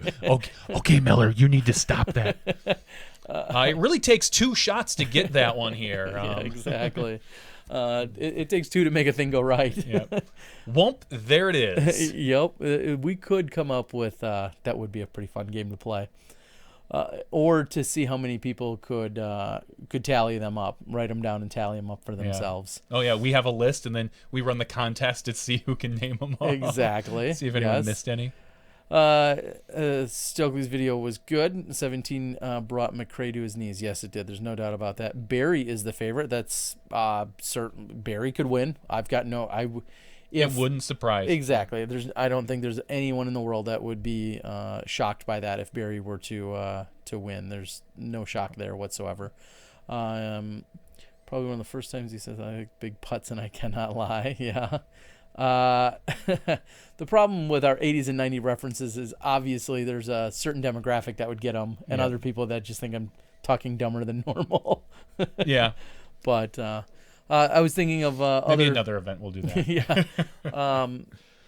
Talk show. I was thinking of as I was watching a talk show last night. Actually, no, I was watching a podcast yesterday, and they were talking about the. You were watching a podcast? I was watching a podcast. Yep. Wow. What were you watching? On Patreon, actually. Okay. It was their podcast. Oh, it was the Patreon podcast. Creates their own. Yeah, I know. Okay. So I was watching that, and they were doing 2 Truths and a Lie, which I know isn't specific to podcasting by any means. And I thought that would be kind of a funny game for us to do every once in a while, or to do with some of our special guests. Do 2 Truths and a Lie. Sure. So that's something that we, a not so original idea that we could steal. Yep, taking notes for the bingo card. I almost referenced the bingo card in my response back to you there, Alan, as you like to pick on me and your bingo card. I think one of the cool stories out there, and it is every year and it will continue to be, is the people that are trying to qualify on Monday. What big names will be there, if any, and or is it going to be a lot of your... We'll say your solid players from, within 3 to 4 hours of there, or will we see a bunch of big names that are trying to get in on Monday? That's always the question. I think as you're it's only gotten going to more see and more. 1 or 2 big names. I mean, supposedly Stokely's going to be trying with Schwebby. With Schwebby. Okay, so those would be probably the 2 biggest names. possibly. Yeah, it'll. I can't think of. I mean, clearly I don't know, but I can't think of anyone else that's not in that's going to be trying to get in. Yeah, it should be interesting to find out. 2016 Hall of Fame Classic. I'm not sure what you're referencing there. Maybe that's when we try to do our. Oh, okay. When we try and do game. Okay, that could work.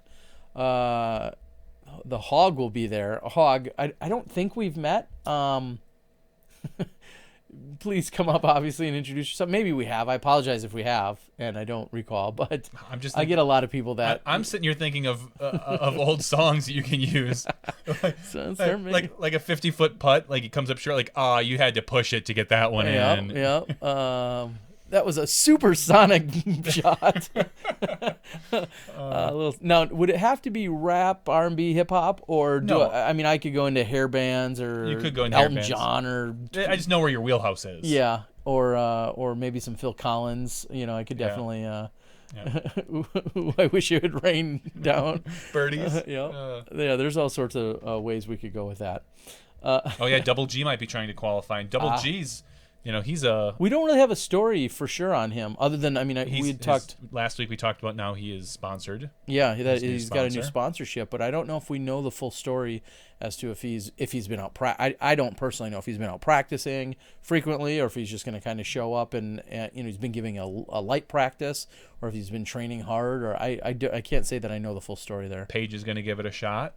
Try Okay. to qualify. Dan, do you know that? Definitely, I had reached out to Paige yesterday, and I had asked her if she was going to be there hanging out, and she didn't reply saying yes, I'm going to try and she didn't reply I'm going to try and that she was trying to qualify, but she said that she'd be there for the week. So I think that would be awesome. There would be especially after winning the performance edition last year, it would be awesome to see any woman show up and then qualify. I know Katrina Allen last year was attempting to qualify. She came up short, but I think it'd be awesome to see any woman qualify and then see what they can do on that course. Yeah. There would definitely be a great story there. Yes, so for anyone that doesn't know, thanks, Dan, for giving us some specifics there. For Monday qualifying, the way that it has worked in years past, I believe it's going to be the same this year, as Dan may be alluding to. You show up, you throw down $50, and you get to go out and play. If you at any point, whether you complete the round or you pull off of the round at any given point, and you want to go back and restart or play another round, it's then an additional $25. Has there been a woman since the Performance Edition joined in? Like, I believe back in the day, Des played, Val's played. Teresa Bellinger had played. Juliana Corver played and cashed in the very early years. Clarify your question. But since they've moved to Performance, has there been any women have there in been the any pro women in the pro in the open flight? In the open flight, correct. I don't believe so. Because since they added Performance, they've dropped down the number of spots. Down to 72. Which makes it very difficult to get in for anybody. So have there been any women that played? I don't know that answer. I don't believe so. So any woman getting in would be big news. Yeah. I don't believe that there has been any that have. Hartman said that he was pretty sure the article on USDGC website that said she was going to be trying to do the qualifying. Okay. Are there any qualifying events during the year that a lady would have a better chance to qualify? Jason asked. I would say an event like, well, for instance, the Hall of Fame Classic this year, assuming they played all the same tees and pins, which I don't know for a fact if they did, but if they did play all the same tees and pins, they would then at that point have the chance to put their scores up against any of the scores in open, as well. So that and by that time a ton of people have qualified. So like we saw Barry, we saw Kenny both obviously get in there. So that would be an opportunity for that. Paige was the first one to win the performance. Yeah, she was definitely the first woman. Holly Finley had finished in the top 10. I believe it was just the year before in the performance side. Ben clarifies no woman has been in the open flight. So, we're going to trust you, Ben. That sounds right to me, but we're going to trust you. We can't think of anybody in recent memory, so we're pretty good with that. No. All right, you have some discs in your hand. You want? I do. I have 2 discs. We're giving out plugs to these guys. I don't know. It's not really. I mean, I guess it's a plug. No, I got in the mail from Ozone Discs a Proto Andro 1 and a Proto Andro 1. How great! Basically, it's the Ardro. I don't know. It looks like it says Ardro, but it could. My guess is it's Andro. Anyway, these are from Ozone Discs. This was a Kickstarter that I backed. What you can see is the two. It's the exact same mold. In terms of the plastic. In terms of the plastic itself. So the grip, everything is the same. The only difference are these interior and exterior rings of rubber Now on one of them, this one, I believe it is. I don't know if that's rubber. It feels like a foam. I'm not anyway. exactly sure. It's some sort of. Yeah. It feels like rubber to me, but This feels different than this though. Yeah, This feels like rubber. The outer one feels like more of a foam. so anyway, the way it works is that the interior is heavier on one of them, and the exterior is heavier on the other one, which makes one overstable and the other understable.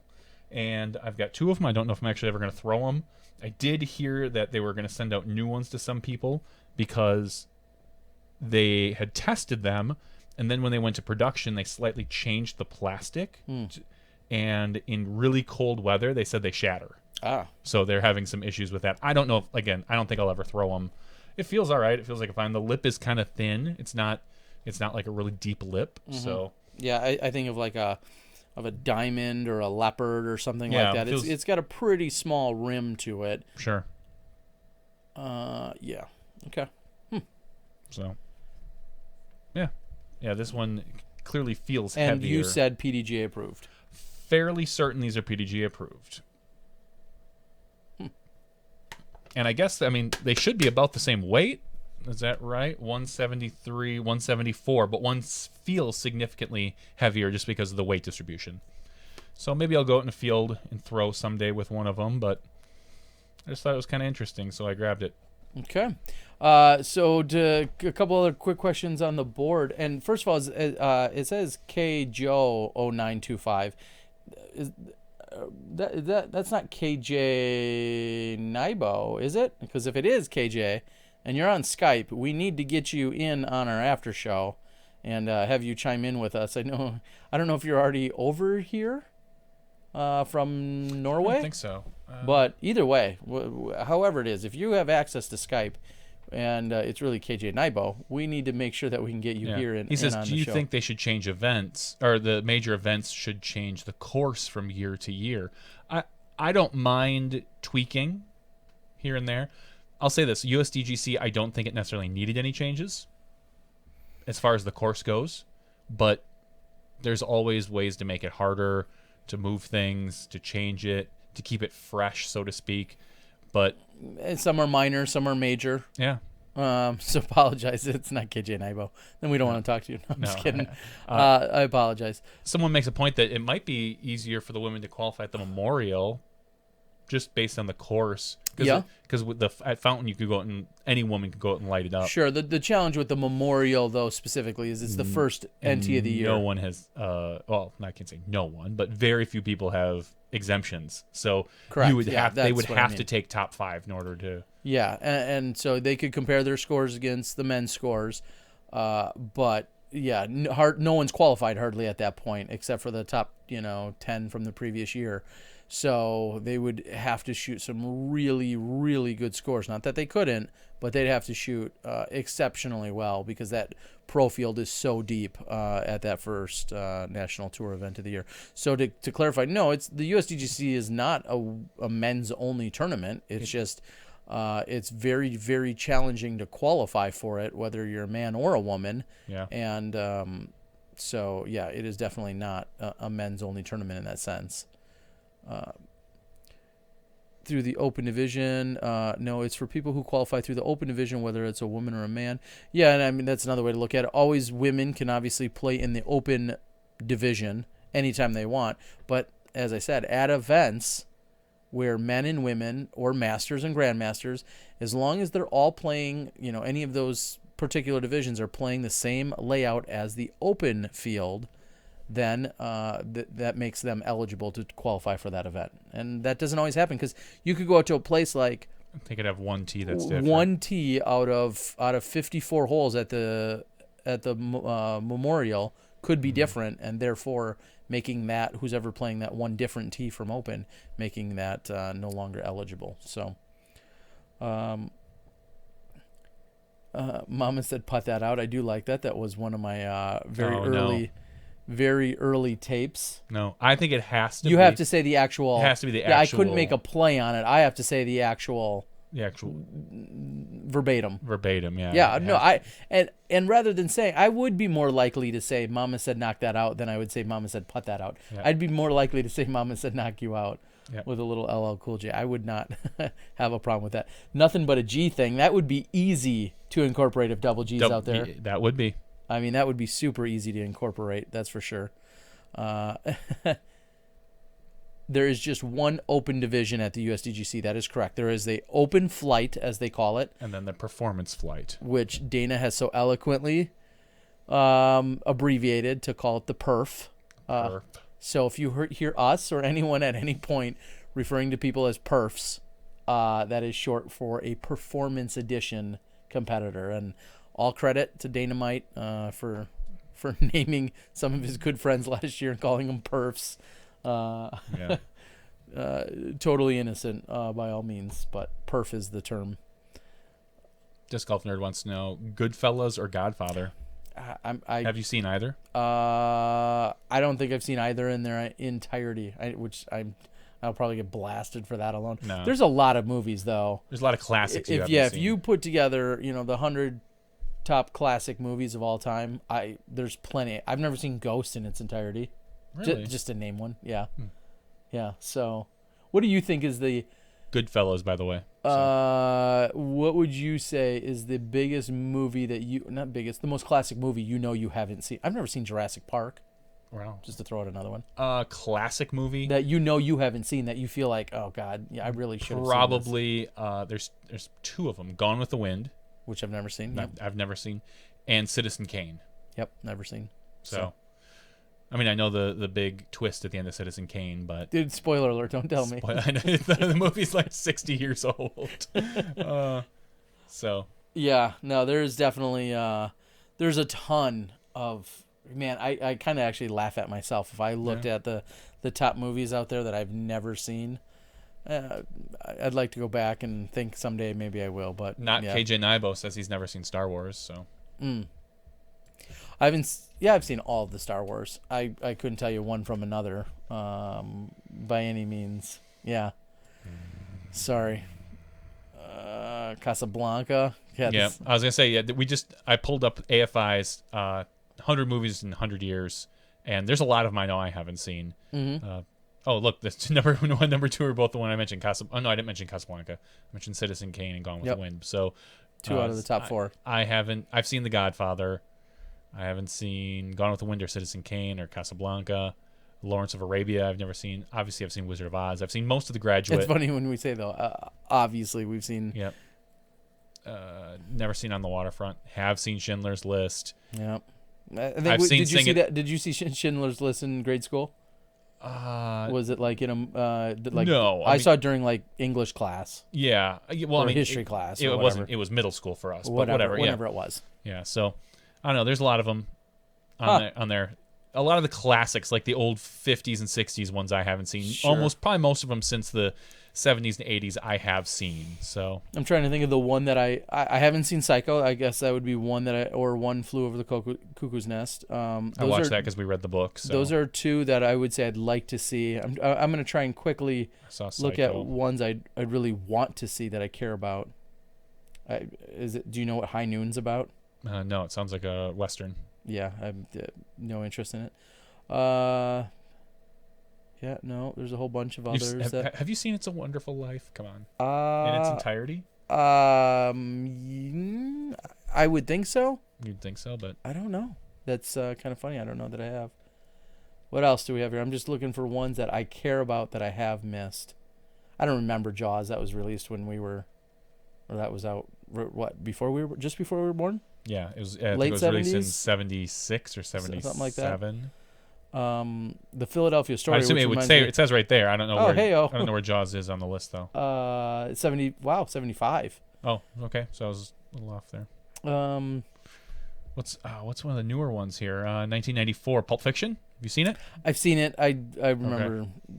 Okay. 92, Unforgiven. You probably haven't seen that. It's a Western. No. It's really good. I've never seen all of Platoon. Goodfellas, you said you haven't. I'm looking more for modern ones. I mean, like I said, Patton, never seen. Easy Rider, never seen. Frankenstein, 1931, never seen. I'm looking more for ones in our wheelhouse. Dancing with Wolves, like the 4-hour. Wow. No, Made Out with That was like a 3 or 4 hour movie, Yeah, right? that was a long. Oh yeah, let's watch that. Yeah, let's hang out in the basement Sure. and watch that. That was a great movie. It's Netflix and hang. Forrest Gump. I've seen that. Yeah, that I've seen. Silence of the Lambs. Yes. Yep. 1982 Tootsie. I've seen that. Haven't. Well, this is exciting for everybody. I was just thinking, yeah, this is. I'm sure we're not looking at the chat board at the exact moment. It's probably blowing up with. Oh my gosh, I don't believe. Kindergarten Cop. I don't think that makes it in the top 100 classics. Probably not. It's not a Tuma. I have seen it. However, the Goonies, yes, certainly. Oh God, I think Goonies is probably one of the movies I've seen the most in my life. Goonies, The Gate, and Major League. Okay. Because as kids, we had those on video cassette. Okay. And we would come home for whatever reason, and those one of the 3 that we would watch. And The Gate is like a horror movie. It's bad. Like, these kids open up a portal to hell and whatever. It's a bad movie. But Major League is a classic, and Goonies is a classic. I got sucked into not Good Will Hunting. I saw that. I just got sucked into, gosh, was it last night? I think it was. Happy Gilmore. I got sucked into that at one point. And I just can't get over Virginia and Happy Gilmore. And then If anyone's Smashbox and chilling, I want to know. I don't. Good little known fact, or maybe not so little known. Don't ever try and get into any of my accounts where it asks for your favorite movie. My favorite movie was just listed recently on here, Good Will Hunting. Yep. That is definitely one of my favorite movies, or is my favorite movie if I had to pick just one. But yes, movie. You're right. I could see somebody saying that this is depressing. It's kind of funny. I mean, obviously generational, a little bit of, the time and era and all that other stuff as to what we have and haven't seen. But yeah, I've seen, Goonies, Princess Bride. You know what? I've never seen The Big Lebowski, and that's going to, people are going to yell. It doesn't look like it interests me. I walked out on The Big Lebowski, and I'm sure I'll get, Yeah, I've watched bits and pieces of it. It's just not my style of movie. I believe I was in college. And Yeah, I we went were in to college. it with someone, Mhm. and I, whatever time and place, I don't know, but I walked out. I think it might be the only movie I've literally ever walked out, which is kind of which is really scary about that is how these people will then go on and say like The Big Lebowski is the single greatest movie in their life or the best movie ever, and that's fine, and it's a movie I walked out on. That's it's just crazy. Yeah, that's your opinion, man. Yeah. Field of Dreams. Major League is a classic. So Jesse Merritt, Yeah. I did use that. Absolutely. That is a classic. That yes. And Major League, some of you do or don't know the history. Most of the stadium shots that were shot when they were allegedly playing in Cleveland, they were actually playing right here at Milwaukee County Stadium in Milwaukee. That's and correct. I have a few friends that were actually in some of the extras that I guess if you pause it at just the right spots, they tell me you can see them. Yep. I have seen Fight Club, Stand By Me. I have seen Attack of the Killer Tomatoes. Who's Kindergarten Cop? Wow, what does our podcast become? This is after show, man. This is after show. Ouch. People. National Lampoon's Christmas Vacation. Yes, definitely. A good one. That's up there as one of the best comedies of all time. Yeah, for sure. I was going to say, speaking of comedies, not so comedic. Are you any longer surprised by the people on Facebook and the postings of the privacy or the? No. Are you surprised by it at all? Like, no. All these years later, all these posts and hoax later, you seeing people still doing it, it doesn't surprise you? I guess it surprises me every once in a great while I'll see someone put something up. I'm like, really, you? And some of them you have to read because they're making fun of. They alter them. But like there was one of our kids' parents put one up, and I'm like, really, you? Like, I thought you were a little smarter than that. And I kind of wanted to walk over to her and shake her. Yeah. But why do we separate our little screens into little boxes? That's just kind of an aesthetic thing because we're not always next to each other. Then I don't have to change it up if Terry's not here. So I just created a generic 2 boxes thing, and that's just kind of how it works. Yeah. It's I think it really blows some minds. It does. Sometimes. Well, I think it used to be even probably 10 times more confusing when we had 2 separate cameras on the 2 of us. and that those could Yep. be zoomed in differently or have a little bit Yeah. different light or look or feel to them. So right now, at least if we do it, it's one camera shot that's on us, and then it's just separated by this digital box. But when we had two separate cameras at two separate zooms, it really like, here's my arm. Oh, it's twice suddenly as big. twice as large. Yeah. Yeah. Do you know that Miss Swift is leading in a new movie? No, I did not know that.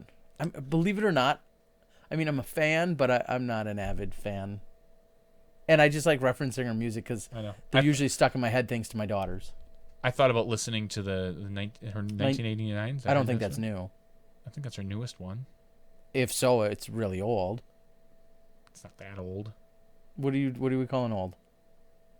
It is less than a year old. Okay, yeah, I would say that. Maybe it's less than a year old. I would say it's maybe only 6 months old. Maybe. Okay. I was thinking about actually listening to that through Spotify the Oh. other day because someone who I respect was like, "It's really actually pretty good," and I'm like, I don't mind. She's catchy. I've got nothing against her. It's good ear candy music, but I never got around to it. JVD works in IT, so he's professionally lazy. That is a very true statement. Mm-hmm. Clearly, as you see the efforts he puts in here. Oh, and Nate says she's not. Oh, you liar, Nate. Well, good. See, you didn't fool me. My hopes didn't get up. Yeah, So I didn't know. I would not go out of my. I probably wouldn't go to it. Period.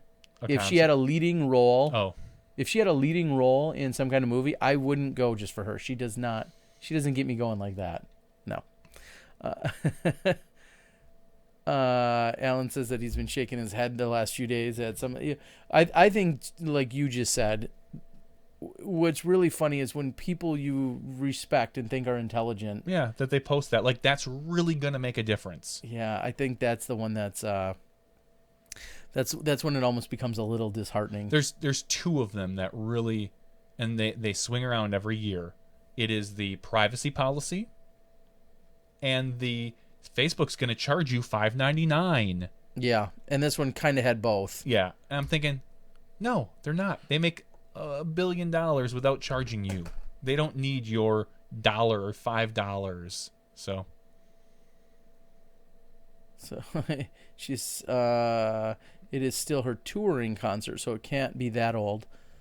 I don't know. I mean, Garth Brooks was just in Milwaukee last weekend, and he played apparently 99% old music. well, yeah, I don't know if he has a new album out yet. Yeah, I think he's just touring greatest hits right now.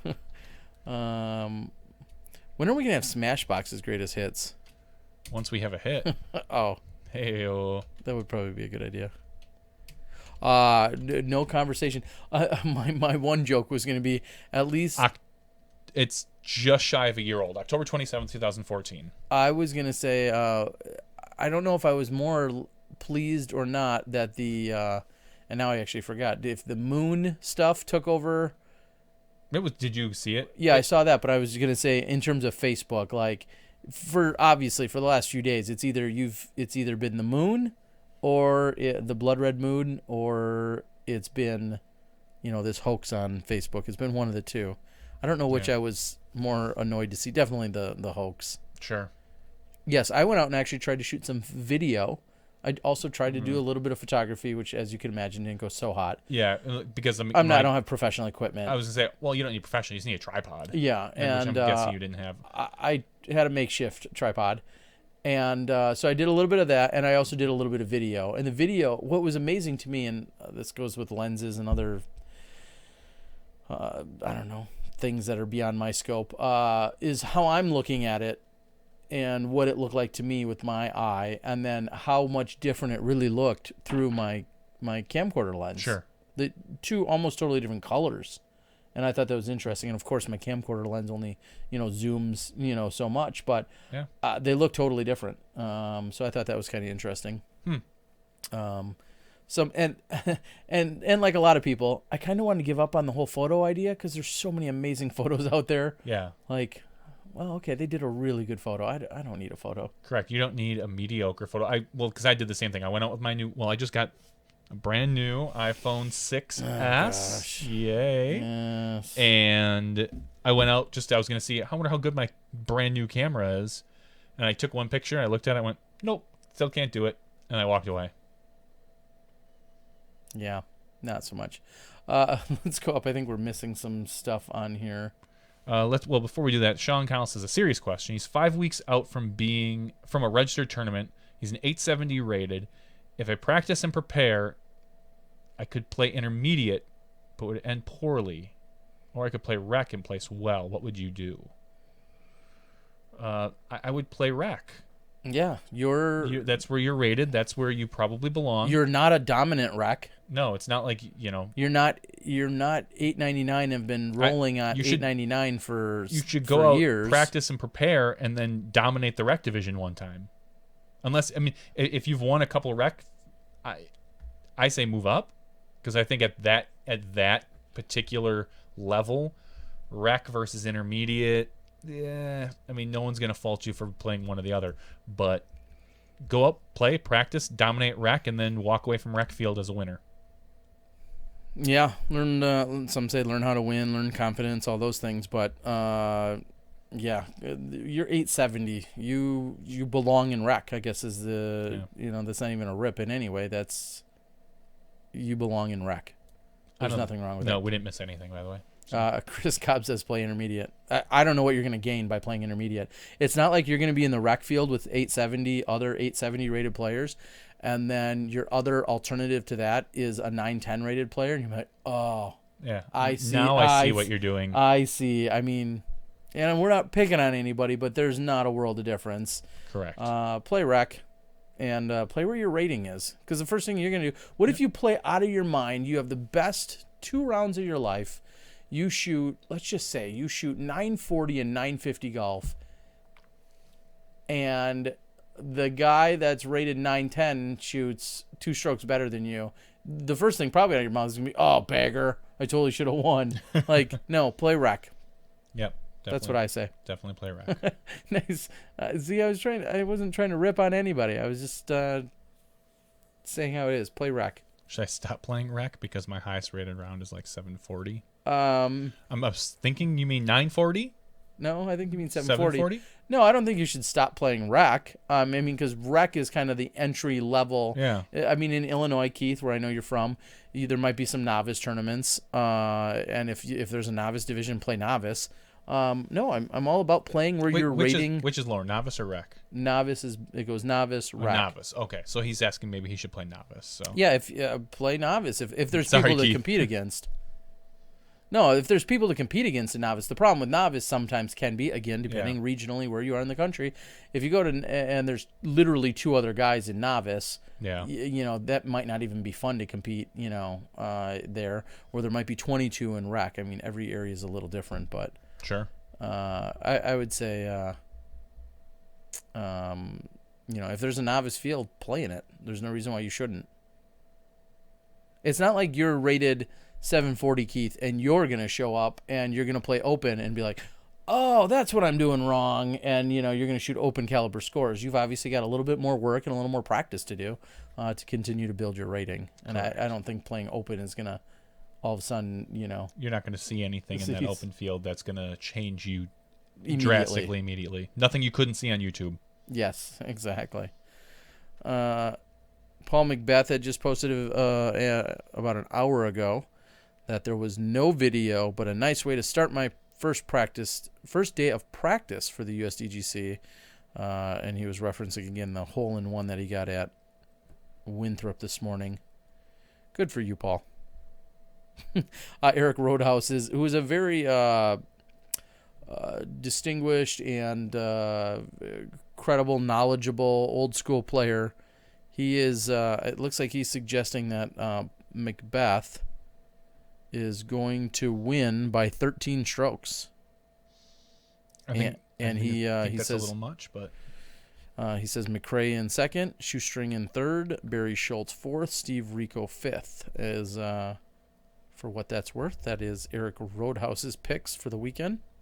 I don't doubt the order of players. Okay. Wait, scroll up a little bit once. Oh, never mind. Okay. Yeah. So, but I don't think Macbeth will be winning by 13. Would it shock me if he did? No, I just don't think he will. And unofficially, it looks like this video, which was just posted 5, 6, 8 hours ago, unofficially via Facebook statistics. And again, I don't know how those work versus my YouTube channel. Video. The Simon Lizotte trick video says that it currently has 103,000 views. Which is, let's just say it's going around Facebook pretty quickly. It is. As it should. Novice Masters they're talking about. Guys, chime in. We're looking for a little bit of feedback. We don't have that much more. I think we could probably even think about wrapping things up here sooner than later. Yep. I know that Simon had said he's in Virginia or West Virginia, one of the two. So I think we're seeing some of our players filter over. Now that the events are over. Yep. We're going to see them filtering over to South Carolina. It will be fun to see who all comes to town when they get to town. The U.S. Amateurs. I don't know if anybody, maybe we could take a quick look at the U.S. Amateur event that's going to be going on this weekend. Maybe we can even get you a few more details since I seem to be void of them earlier. I think you went just past it right there, 2 through the 4th. There it is. Looks like it does, in fact, start on... There's 72 teams, and they are, in fact, starting with tee time. So how are they, if there's teams, how are they doing the rating? Is it? It's just one of the two at that moment. It's just one of the two? Yeah, okay. I don't know which one in particular. I'm sure it'd be real easy to find out. I can't even sort by it. It's kind of funny. Yeah. Normally you can sort by rating on the PDGA site, but because of this... Oh, maybe. Maybe it's an average of. Yeah, maybe it actually is. I don't know. Can you click on the individual names or on a team, and who will it bring you to? So it brings you to one guy who's rated 948. So if you go back, I'm guessing. Oh, so it's his rating. Yeah, so it's the first person's rating. Any notables or any? I didn't know if there was any crazy. See, and that could be very misleading because there could be somebody rated 990. Who's listed second. Yeah. So we wouldn't necessarily know. Yeah, I'm trying to scan through the names. There's not one that I recognize yet. There is one guy in there that I know you know. Looks like there's a husband-wife combo, Tony and Patricia, I believe. If it's not Adam and Amber, then what yeah, do we, good point. Maybe they're getting married. What do we or care something. about? I saw our Volunteer of the Year winner, who's also from the area, in Robert Leonard. I saw that he was, I saw him somewhere registered. Oh, is MTL's playing? That was one of the names that jumped out at me as I did a quick look on the registration. Oh, yeah, there he is. Yeah, list. Robert Leonard and Hayward Rhodes. I would not be surprised to see them win. I would. I wouldn't. I think actually... I'm just kidding. No. Go ahead and click on. I mean, he's 942, but... And generally competes, I believe, in Open. Yeah, that's why. And I know he's been playing pretty well recently. So. But I don't know. Who knows? All right. We need more Superclass tournaments and leagues. I don't disagree with that. The problem is getting players to come. Getting players. They need to be either fringe old school players like myself, or somebody's got to convince a bunch of new school players to play in it. And I don't think you're going to see that, which is too bad. Chris Cobb asks, what year do you think us two will be inducted into the Hall of Fame? I'm going to go with me with the big fan never. I wouldn't doubt if Terry gets in, as I think he should at some point, probably, if things continue on the streak that they're on. But I would guess, we're in 2015. I'm going to go with 2000 and... Never. 28. Wow, 13 years? How old would I be? 50. I'd be 50? Yeah. Huh. I don't know. If I I had to take a wild guess. I have no input as to whether or not that would happen. I do, so that's great. I will make sure you do not get in until then. No, I was going to say ever. Yeah, it's quite a class. Let's just say I don't belong there. There's a lot of really upstanding people in there. I know that. None of which make salt and pepper references while they're doing any kind of their work. That's their problem. You should come out and play the Shelley Sharp Memorial. I actually love that idea, except for I think it directly falls on a conflict that I have. I forget what it is, but I believe it does fall on a very specific and direct conflict. Okay, so I was gonna say this, but I was hesitant. Robert won with Ken Taberski. I think he won a year or two ago. Okay. So maybe not a year or two, maybe 2 or 3 years ago. But I think he's won this event before. That's what made me think of it, and I don't want to say it. Oh, okay. That sounds vaguely familiar as well. Country Disc Golf says, I played a 1-disc round the other day. Last hole, drive landed on the right side of choke point, fairway, meat hooked to the right. Could either forehand Anheuser, or tomahawk over the bend. What would you do? So meat hook to the right. I personally, I'll chime in, assuming the wind. Well, almost no matter what, Yeah, I'm throwing the Anheuser. Correct. And depending on the distance and the height, I could see. I would probably throw an Anheuser, but I also do have an okay tomahawk in my bag that I could pull out at some point. So Sure. Yeah, I would not. Only in the worst of troubles do you see either of us throwing a forehand. It's really not a go-to shot for either of us. no, I can throw a legitimate forehand in a wide open off the tee under 220 feet, 225 feet. That's where I feel relevantly confident in that shot. Other than that, no thanks.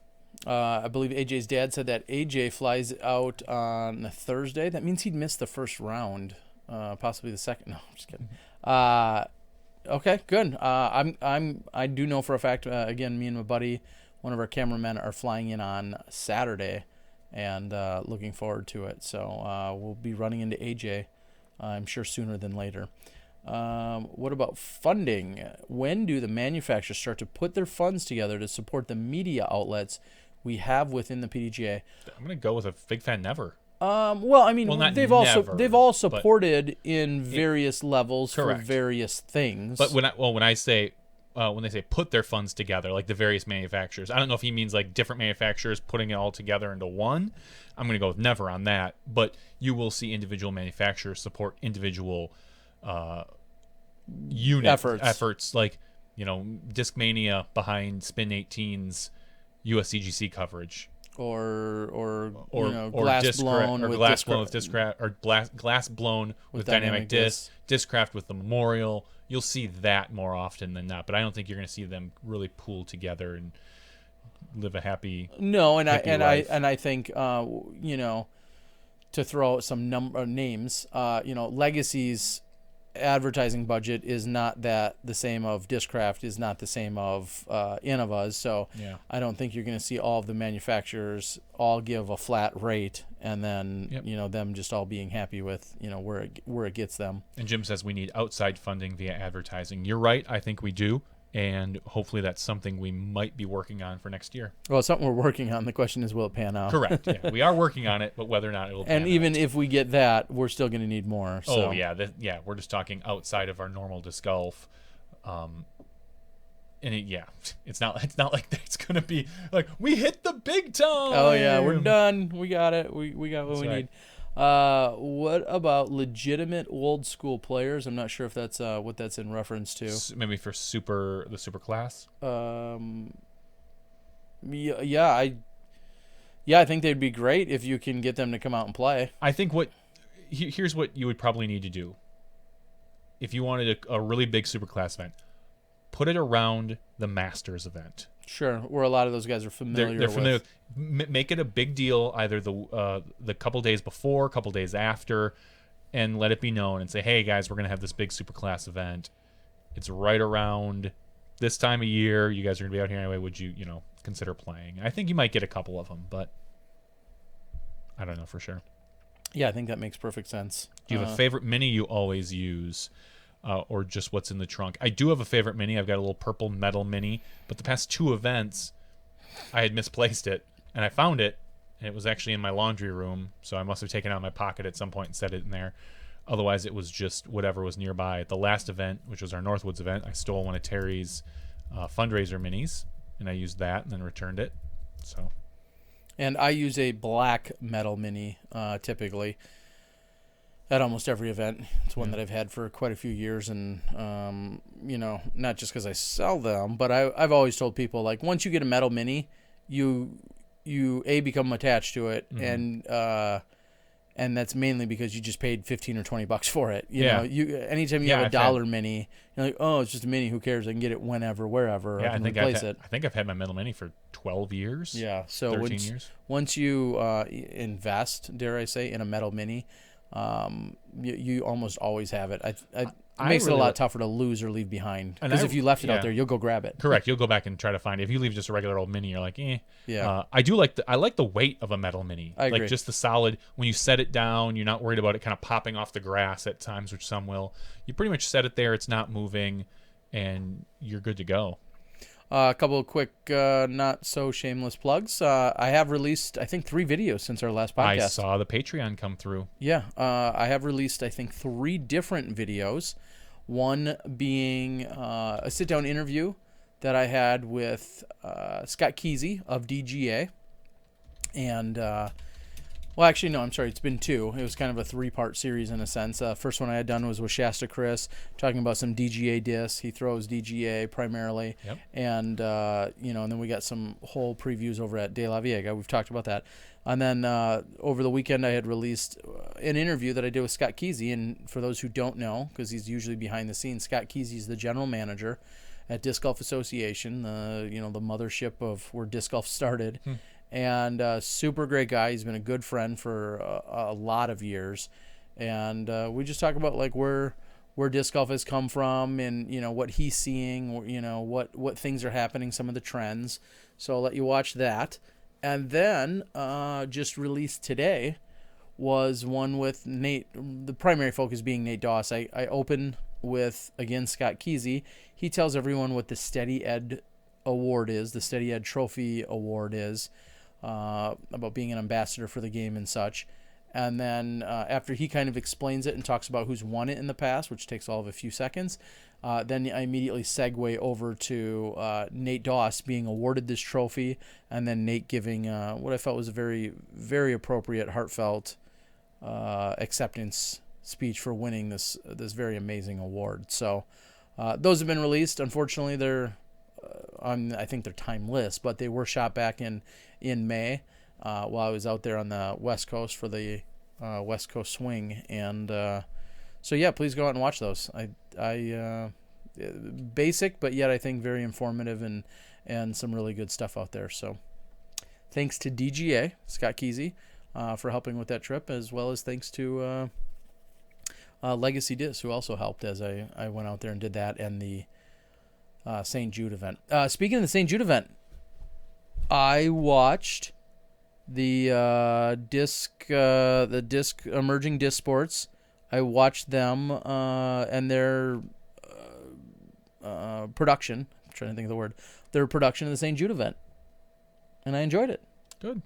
It was kind of opened up with talking about the St. Jude and the mission and all that stuff, of course, and how disc golf tied into it. That was pretty much the storyline. Then they kind of cut away to the slacklining championships that took place at the GoPro Games. Sure. They had a whole nother story and a really unique piece on that. So it was the slacklining championships, and then they kind of wrapped up the hour-long show, or 50-minute show, whatever it was, again with the disc golf and the St. Jude event, and I thoroughly enjoyed it. Cool. It was really good to see, and obviously it touched on all the highlights of what the St. Jude event had accomplished and set out to do, and I thought it was really good. So saw that out there. I believe that's on Vimeo is where you can watch that at the moment. I don't think it was YouTube. I think it was Vimeo. If you can't find it on your cable news channel or your cable channels, it's out there. So yes, very, very cool. Yeah, that was on cable, as KJ Naibo tells us. That was on cable. So if you could find it, it was available. And rumor had it that the St. Jude event is a lockdown for next year as well. Same place. Oh, wow. Okay. Out at the Bayonet Golf Course. Well, Potentially same weekend. Kind of unfortunate. No cell signal really out there. So. Yeah, there's very little signal. Virtually none in terms of doing anything live. But same place, same weekend, being Memorial Day weekend, which I think has some pros and some cons to it. Obviously, that's a really busy weekend for both families, disc golf and otherwise. But that will be taking place next Memorial Day weekend out there for the St. Jude event. Okay. It'll be interesting to see how much money gets raised next year. Now that there's, I Yeah. think, more Well, of a concerted effort. We'll do our fair share. Hopefully we'll run, we've had that idea of doing a podcast-a-thon. Yes. So we could do something like that and try to raise some funds. Good night, Keith. Thanks for joining us tonight, buddy. We appreciate you always tuning in and logging in and giving us some love and support. Anything else on the social medias, the Twitters, the Facebooks? No, I think we can close this out. You think we can? Yeah, it's 11:57 p.m. What? on Tuesday night. We can break before Wednesday. Oh, what an idea. Okay. All right. Well, thank you guys. I have not read the Jim Palmieri book. He was pushing it hard at Worlds, and I think had he pushed it less, I would have been more inclined to buy it, honestly. But anyway, super old school, one of our founding fathers. So that's been our after show tonight. Thank you guys for tuning in. We love all of our dedicated, not only live viewers here on any given night, but all of you crazy people out there that somehow Download and listen to us babble any given weekday. Yeah, during our after shows. So we appreciate all of that. You're the reason we keep doing it. Yes, we do, for you. All right, so for Johnny V and myself, Terry Miller, the Disc Golf Guy, this has been podcast number 55, our after show for that podcast. We will see you guys again next week. We'll be in South Carolina, Rock Hill, South Carolina specifically. We look forward to seeing you then when you step inside the Smash Box.